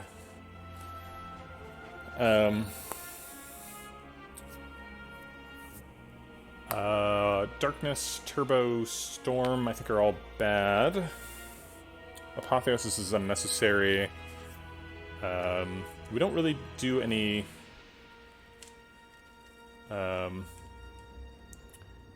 thought more about weird infinite definitions, and the MTG one that says you must demonstrate the resources never deplete. Right. Exactly. So yeah, there's lots of... Because it's a single-player game, there's no other player to interrupt you. So as long as you can demonstrate that you, like, outscale the fight and can't ever take damage, then, like... That's infinite IMO. But then there's other types of infinites too, right? Where it's like... in my opinion, Double Nightmare is infinite, despite, like... You can totally just play 2 nightmares and then immediately die. Like, run out of energy and die. But it still feels infinite that you, like... It's like you're cheating the system, right? The nightmares are supposed to be an expendable resource, but you have an infinite amount of them. Let's remove a strike and buy a weak pot. And then do we want to do anything with the other 535 gold? 37 gold? I guess we can just buy these 2. I don't want any of these cards, I don't think. Is Apotheosis good? I don't... What does it do? Like, it upgrades these, and that doesn't matter. It upgrades Glacier and Streamline. I don't think Apotheosis is good. I think Apotheosis is like an extra card in the deck. Bullseye for Heart? I don't know about that, man. That's,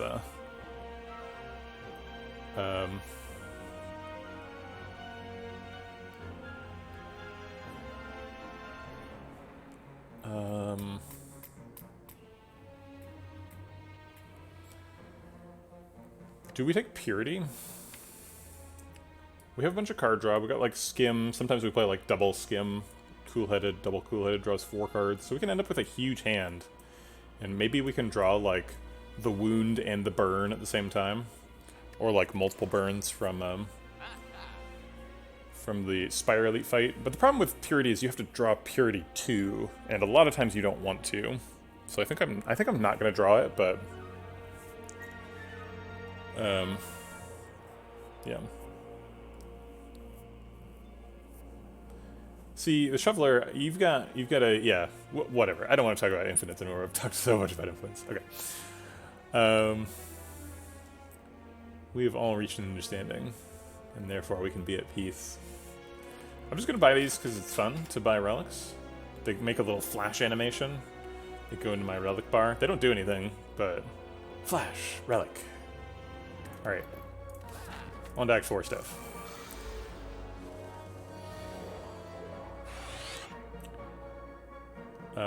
Okay. We can draw a bunch of cards with, like, Zap, Cool-Headed, Fission. So that would end up going... Let's see, we have 9 cards in hand now because of the backpack and Snecko Line. So we would go down to 8, back up to 9, and then we would overdraw by 1. So we'd have to, like, play a card in with that. But then also we can't even afford to do that, so maybe not. So maybe just like Zap Fission.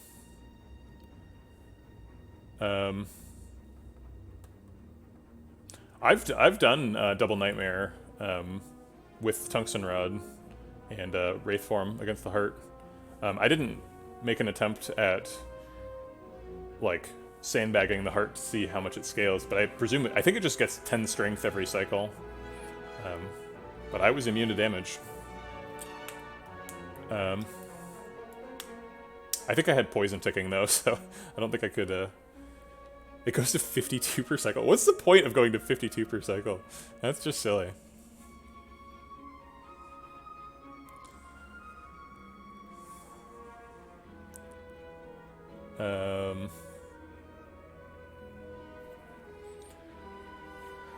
Yeah, I think I like Zap Fission. It's not good. It's not a good start to this fight. Well, the plus 52 doesn't actually force the fight to end, right? If you have Tungsten Rod, Double Nightmare, Wraith Form, the fight never ends.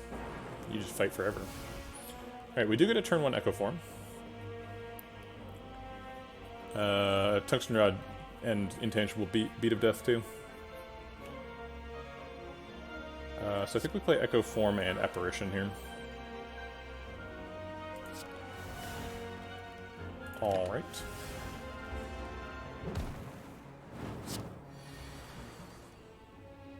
We can double Genetic Algorithm for the last time. Getting it up to 52. Or we could double Glacier, which is probably more useful in this current situation.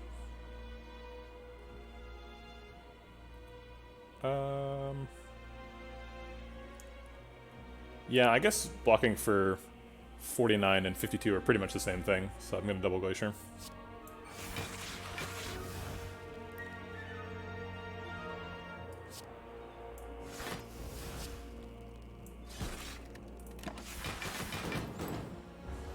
Okay.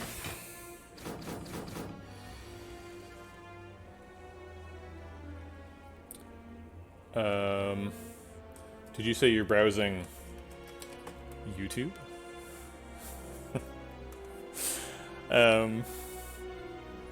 We have an Apparition in hand. We can double play that. Electrodynamics seems good in this fight. So we could, like, double Apparition, Electro.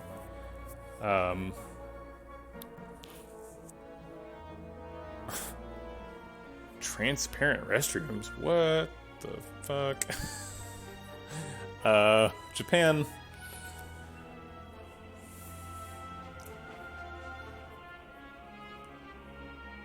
Okay, I think we have to double Apparition. So let's do that. And then we're deciding between Loop and Electro.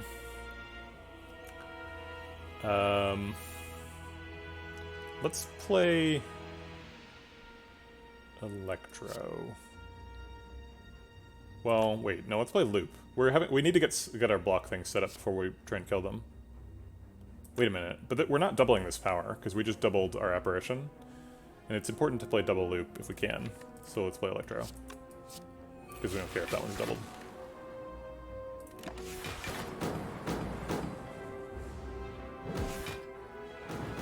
They wanted something about clean bathrooms and aesthetics, so it's a competition between architects. The idea is to see... you can see through for someone waiting inside. See how dirty it is. Gives a nice illumination to parks on dark nights. Oh, I see. So, like, you're still in opaque stalls. It's just that the external walls of the bathroom are transparent. And presumably the bathroom is well kept. That seems fine. Still seems like you'd feel a bit vulnerable if you're, like, I don't know, splashing water on your face or something? I don't know. Okay, so we have... Yeah, when you said transparent bathrooms, I definitely thought, why do they want to watch people poop? That's, like, the first thought.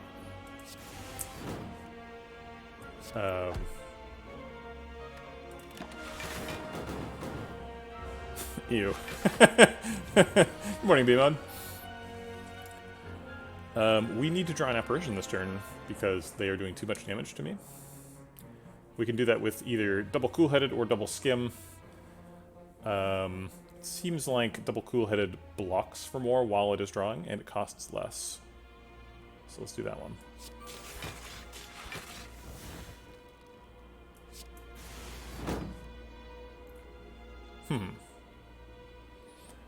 Alright, so all the zero-cost defends are getting played. That's pretty helpful.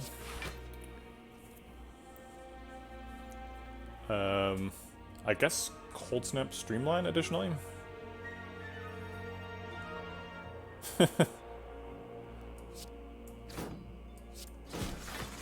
Ooh, hey, look at that. The ornamental fan triggered. I just bought it for the fun of buying relics, but it did an actual thing.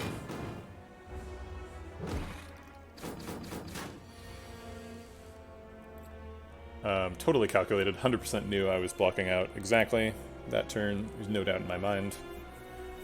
I'm in no way surprised. Okay, so let's capacitor and like, wait, how do we can't turn around. There's nothing in our hand that's targeted.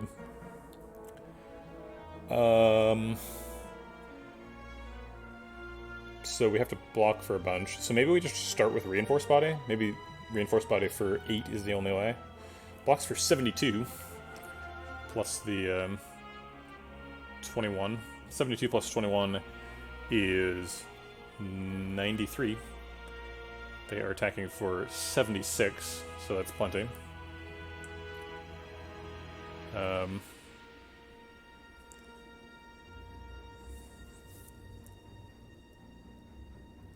Is there any other way we can block? What if we, like, double Rainbow? We end up evoking... it's Lightning, then Frost, so the Lightning and Frost get evoked from the second... from the first Rainbow, so we end up evoking 4 Frost Orbs and retaining 1, so that we get 7 block from the retained one, and 30 block from the unretained one. Yeah, is Fire Pot lethal? We might be able to assassinate Spire Shield with Fire Pot. That's totally what you're saying, isn't it?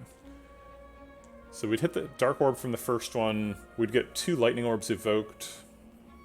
Oh, Fire Pot turns around. Yes, you're right. Well, I'm going to calculate if we can kill him anyway, because it does do 40 damage. So that is also a way to not care about his damage. Okay, so 13 damage from this Lightning Orb. And then 13 damage from that one, so that's 26 plus the 40. So that's 66. And then the Dark Orb does 6, I believe. So that'd be 72, not quite there. It's just a single Dark Orb, right? Yeah, it is. Although we can Glacier too, so we actually end up evoking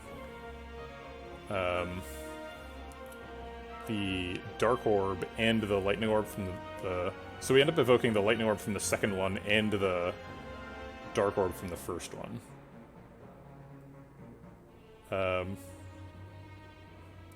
So if we... Okay. Thanks for the follow, Jerry 121212. 1212.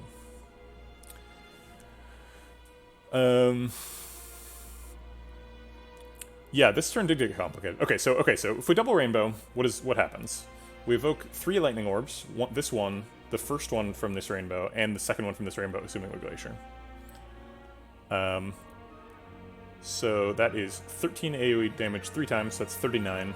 39 plus 40 is 79, so we'd only need 6 more, and the Dark Orb hits for, I think, 6. So I think we kill him exactly, and we block for plenty on Spire Spear. So we actually murder Spire Shield first this time. Oh, does Focus make Dark Orbs start with more, too? That's so strange. Oh, I see what you mean. Okay. Alright, so... Pretty sure this is how this works. Let's watch the Dark Orb. Yeah, it looks like it just starts at 6, and it says it's going to go up by 11. But that's fine. And then... So this is going to hit for 13, that's going to hit for 6. It is going to target him, he's lower health. 13 plus 6 is 19. Yep. Perfect.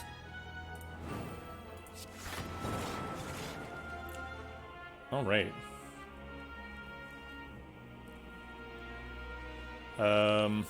Do we just play the Capacitor Plus? It seems like it's pretty safe to do so.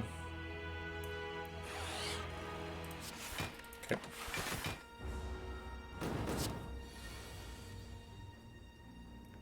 I guess double consume. Sure, why not?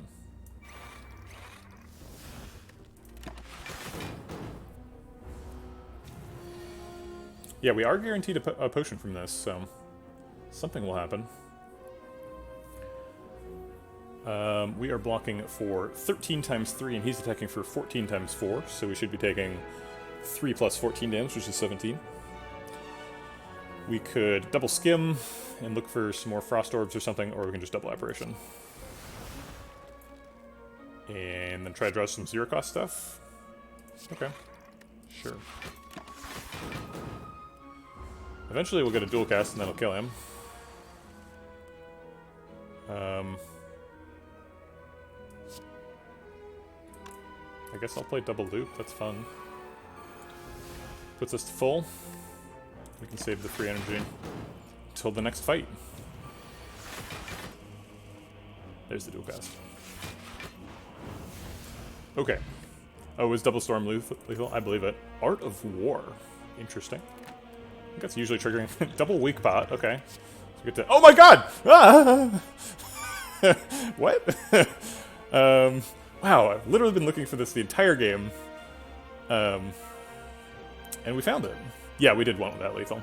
Because we were at full health and we already did the genetic algorithm. We were all out of side quests. Jesus, creative AI, where have you been? I've been waiting for you this whole game. I have to imagine it's better than heat sinks, right? Oh, Happy Flower on 2, good point. Good point. I never think about setting up Happy Flower. I'm always just happy when it triggers. I'm like, oh, wow. I got extra energy this turn. Neat. But you make a good point. We could have ended that fight on any turn we chose, and we chose poorly. I also want to call out that I said that Omamori was going to get used, and it did not. I got a half-used Omamori. Such a waste. Alright, well, I'll take a creative AI. Sure. Ooh, turn 1 Echo Form. Gotta like that.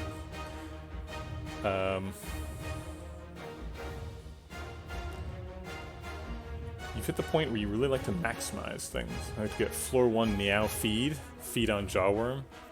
Enter floor 2 with 20 HP. Oh man, I love it.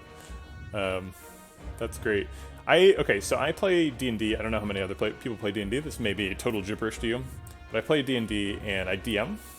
And so when a player does something funny, I can give them inspiration, right? So it's like a little minor boost. I'm like, haha, great roleplay. Good job. That's fun.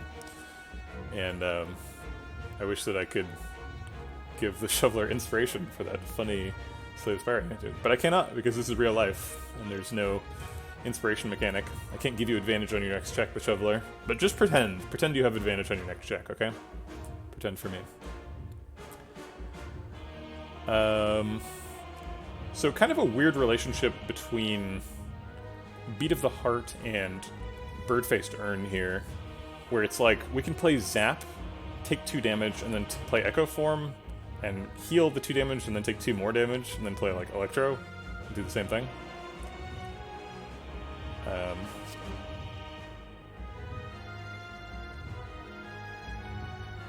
Yeah, it's true. I mean, I'm pretty okay with the, like, meme version of I play D&D because it's fun. If we play Loop, we get extra energy next turn. Maybe we like that more than Electro.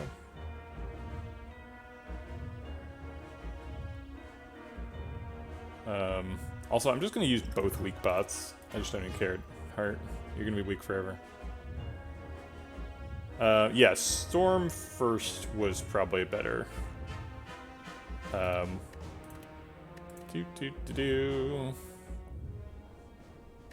just, like, didn't even see the Storm in my hand, and I was so excited about Echo Form. Alright, so we're gonna Zap first, then Storm, then Echo Form, then Loop. Look at all those things. It's like we played Electrodynamics, except we didn't. Okay.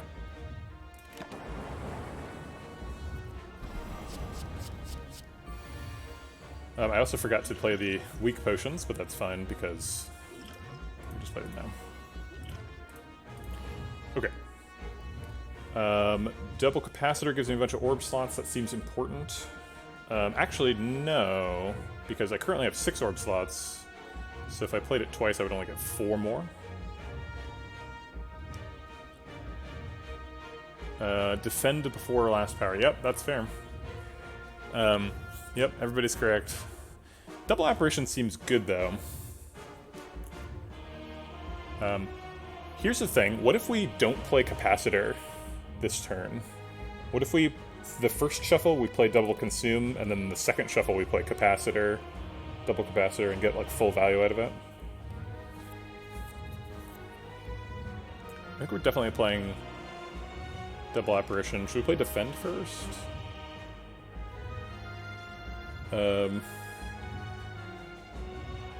I guess defend is worth 1 health. Oh my god.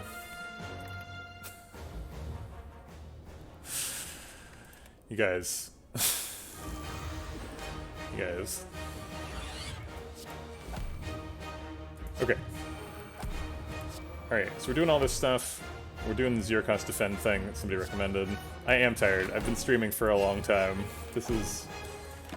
My streams are supposed to end at 11. I try to stream from 8 to 11. It's currently almost 2. So this is a long one. Okay. Alright, we're at full health this time. We're going to play double apparition first. Look at that. We get 2 stacks of intangible, which is more than 1. Okay. Now let's defend. Blocks for 3. How do we feel about Streamline and Strike? I like having 9 energy, but... like, why?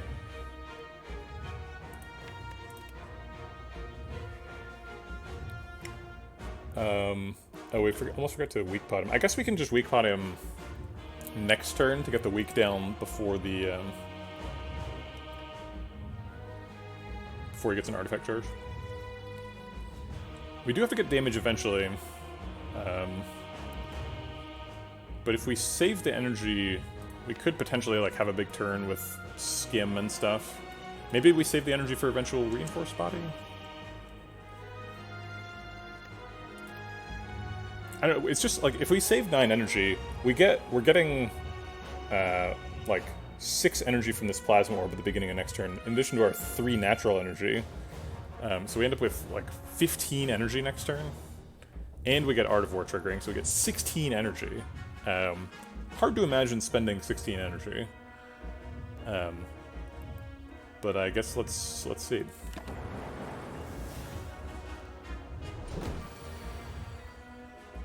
It's just, like, the damage doesn't do anything, right? The damage is meaningless.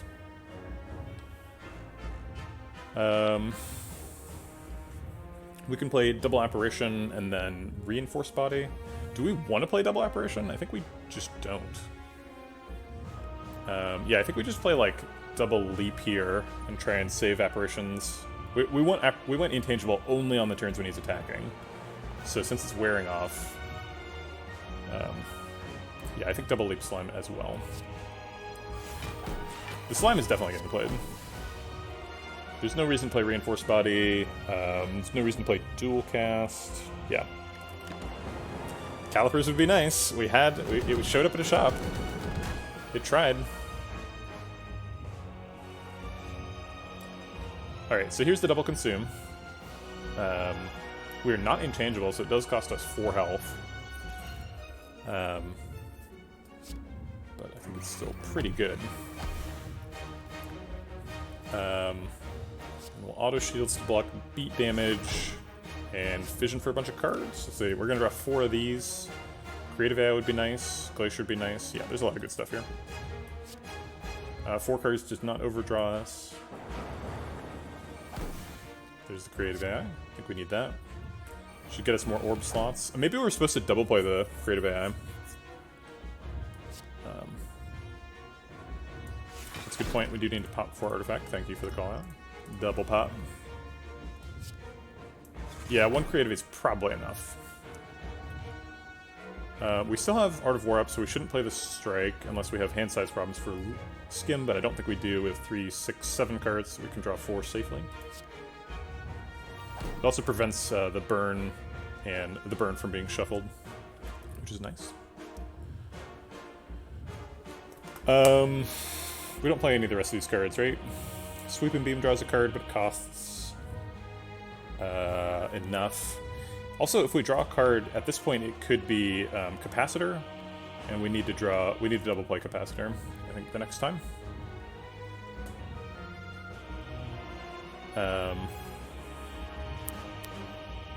1 in 17 is not a huge chance, but I don't see any reason to take the risk.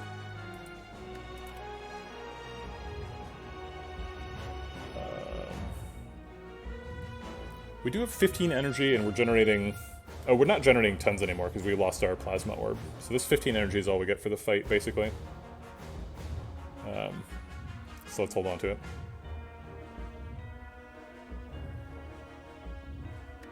Unless, like, I don't know, we do need to do damage, too, so, like, doing 24 damage is not nothing. 30 damage.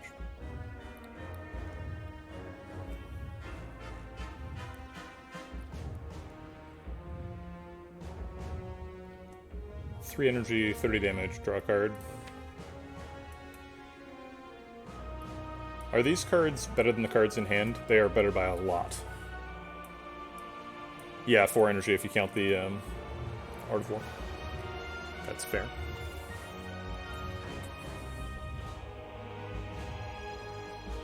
%, because of the 7 out of 17. Sounds about right.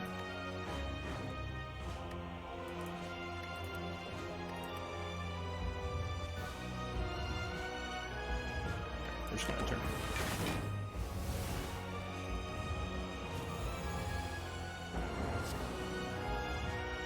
Alright, there's Capacitor, so we got the double Capacitor.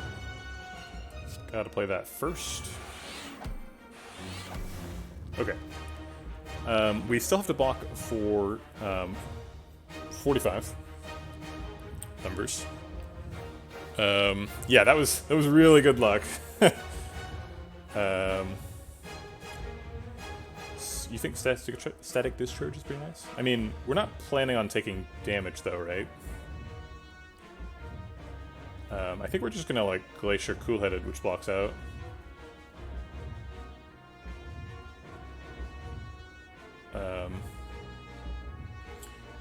So whenever you receive unblocked attack damage, yeah. I was just making sure it doesn't trigger off of the Beat of the Heart. Yeah, Storm is really, really good here. I think I want to play Electro, but I want to block the beat damage, is that right? So Glacier blocks the beat damage. But then, do I want Frost Orbs or Lightning Orbs first? I think I want Lightning Orbs and then Frost Orbs. I mean, it's going to be a mixture, right? But let's just play it now. I kind of do want to be at full health, though. We can be at full health if we block first and then play 2 powers.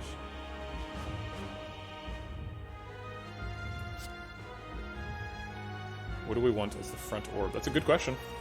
I think a Lightning Orb, all things being equal. Redbeard says we don't care. Why would we not care? We are going to evoke through a lot of them. Cool-Headed's going to draw some cards. I just want to have Frost Orbs available for next turn. Like, Glacier is a big source of Frost Orbs in the deck.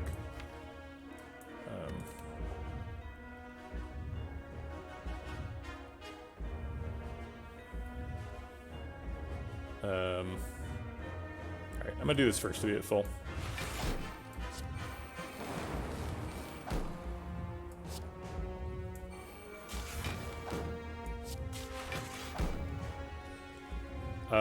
Rainbow. Puts a Frost Orb in the front, gets a Dark Orb ticking. We probably end up losing the Dark Orb to consume if we Rainbow. Does a bunch of damage. We're like nowhere near our damage cap threshold. And I think we kind of need to be.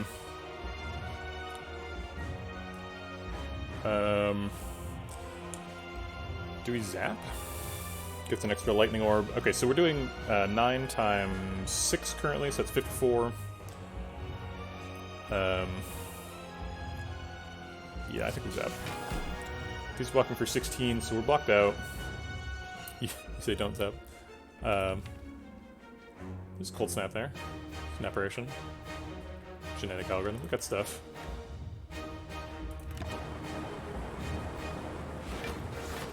Look at all that damage.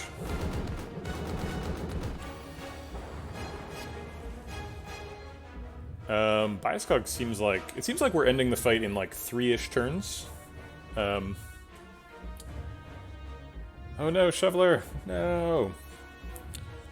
Oh. I see. Okay, that makes sense. I want a Bioscog. Is there anything wrong with Bioscogging here?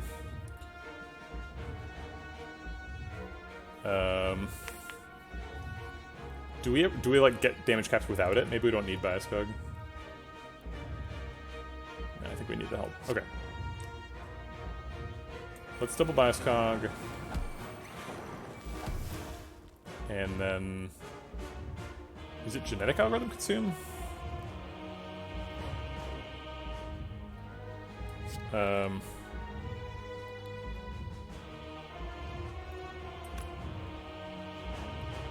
think we can just save genetic algorithm.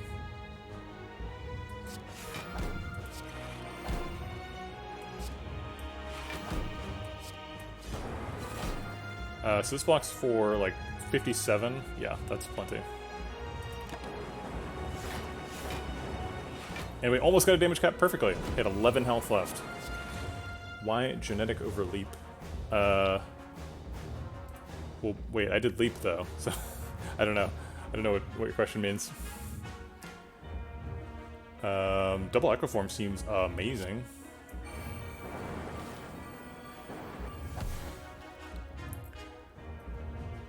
Okay, so the next 2 cards are going to be doubled. I think we're just like streamline double striking. Maybe we should defend so we don't take too much damage. Wait, we're already like damage capping, aren't we? 18 times 5 is slightly less than 100, so not damage capping. But I think we get damage cap pretty easily. Yeah, so 18 times 5 is definitely more than 84. Okay, do we want a single consume? We lose 18, but we gain 3 times 4, which is less than 18 by a lot. Alright. We'll save the energy from that. Oh, he's at 210. What a jerk. So we don't get to, we don't get to, whatchamacallit, beat him this turn. Might as well trigger the double genetic algorithm for the next run. Looks like we're getting him pretty easy here.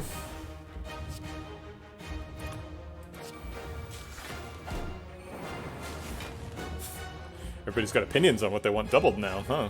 Well. I get to be the decider. The sayer of things. Where's that calipers now? Okay, we are obviously have lethal next turn. 242.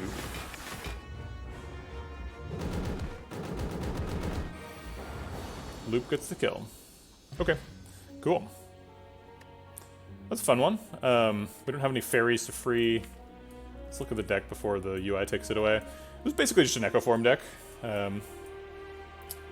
We waited so long for that creative AI. We were really relic powered this run. We bought a bird-faced urn on like floor 10 or something. We ended up with like an old coin. We were like 4 health, and somebody came into the chat and was like, "This seems dangerous." And I was like, "No, it's fine. We got an old coin. We're about to go to a shop and a fire." Bark was okay. I don't know. I stick by my assertion that Bark is among the worst boss relic swaps. It's just hard to get much value out of it. Like even like potions are really valuable against the heart, but against the heart we just like we weakened him for 6 turns, right? We did a 1 elite act 1. That's a good call out. Yep, super weak. But you know, we traded we traded a curse for a relic, and that relic turned out to be old coin, and then we had a great shop, and then got a toxic egg and did some frost orb stuff. Worked out pretty well. The toxic egg also paid off huge with the apparitions. Apparition toxic egg is huge. Ended up with a bunch of card draw. Kind of an interesting Act 1 boss relic choice, too, because we had Snecko Eye was up against Philosopher's Stone and Velvet Choker. I think any of them could have won, and that's what I said at the time, but I'm pretty happy with the way Snecko Eye worked out. We really took like back in Act 1 we were like, this deck's really good at Act 3, but it's really bad at Act 1, so we like dodged a bunch of stuff. Picked up a late Ice Cream, but we were always a 3 energy deck, so the Ice Cream felt a little bit hard to manage until like right there at the end when we had like Nuclear Battery and Loop going together. We did fight some Act 2 guys. Ended up with a Sacred Bark White Beast statue too, which is pretty nice.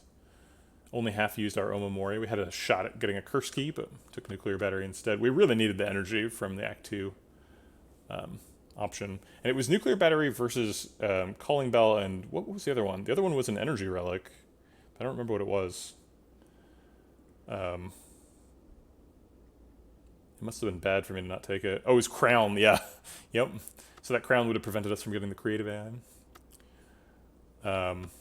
The Relic Bar ended up looking a little bit inflated because we came to a shop. We got this Preserved Insect from the last Elite of Act 3, and then we came to a shop with like 1,000 gold for Act 4. So we bought like Runic Capacitor, which was amazing, and then some kind of nothing relics just to fill out the bar a little bit.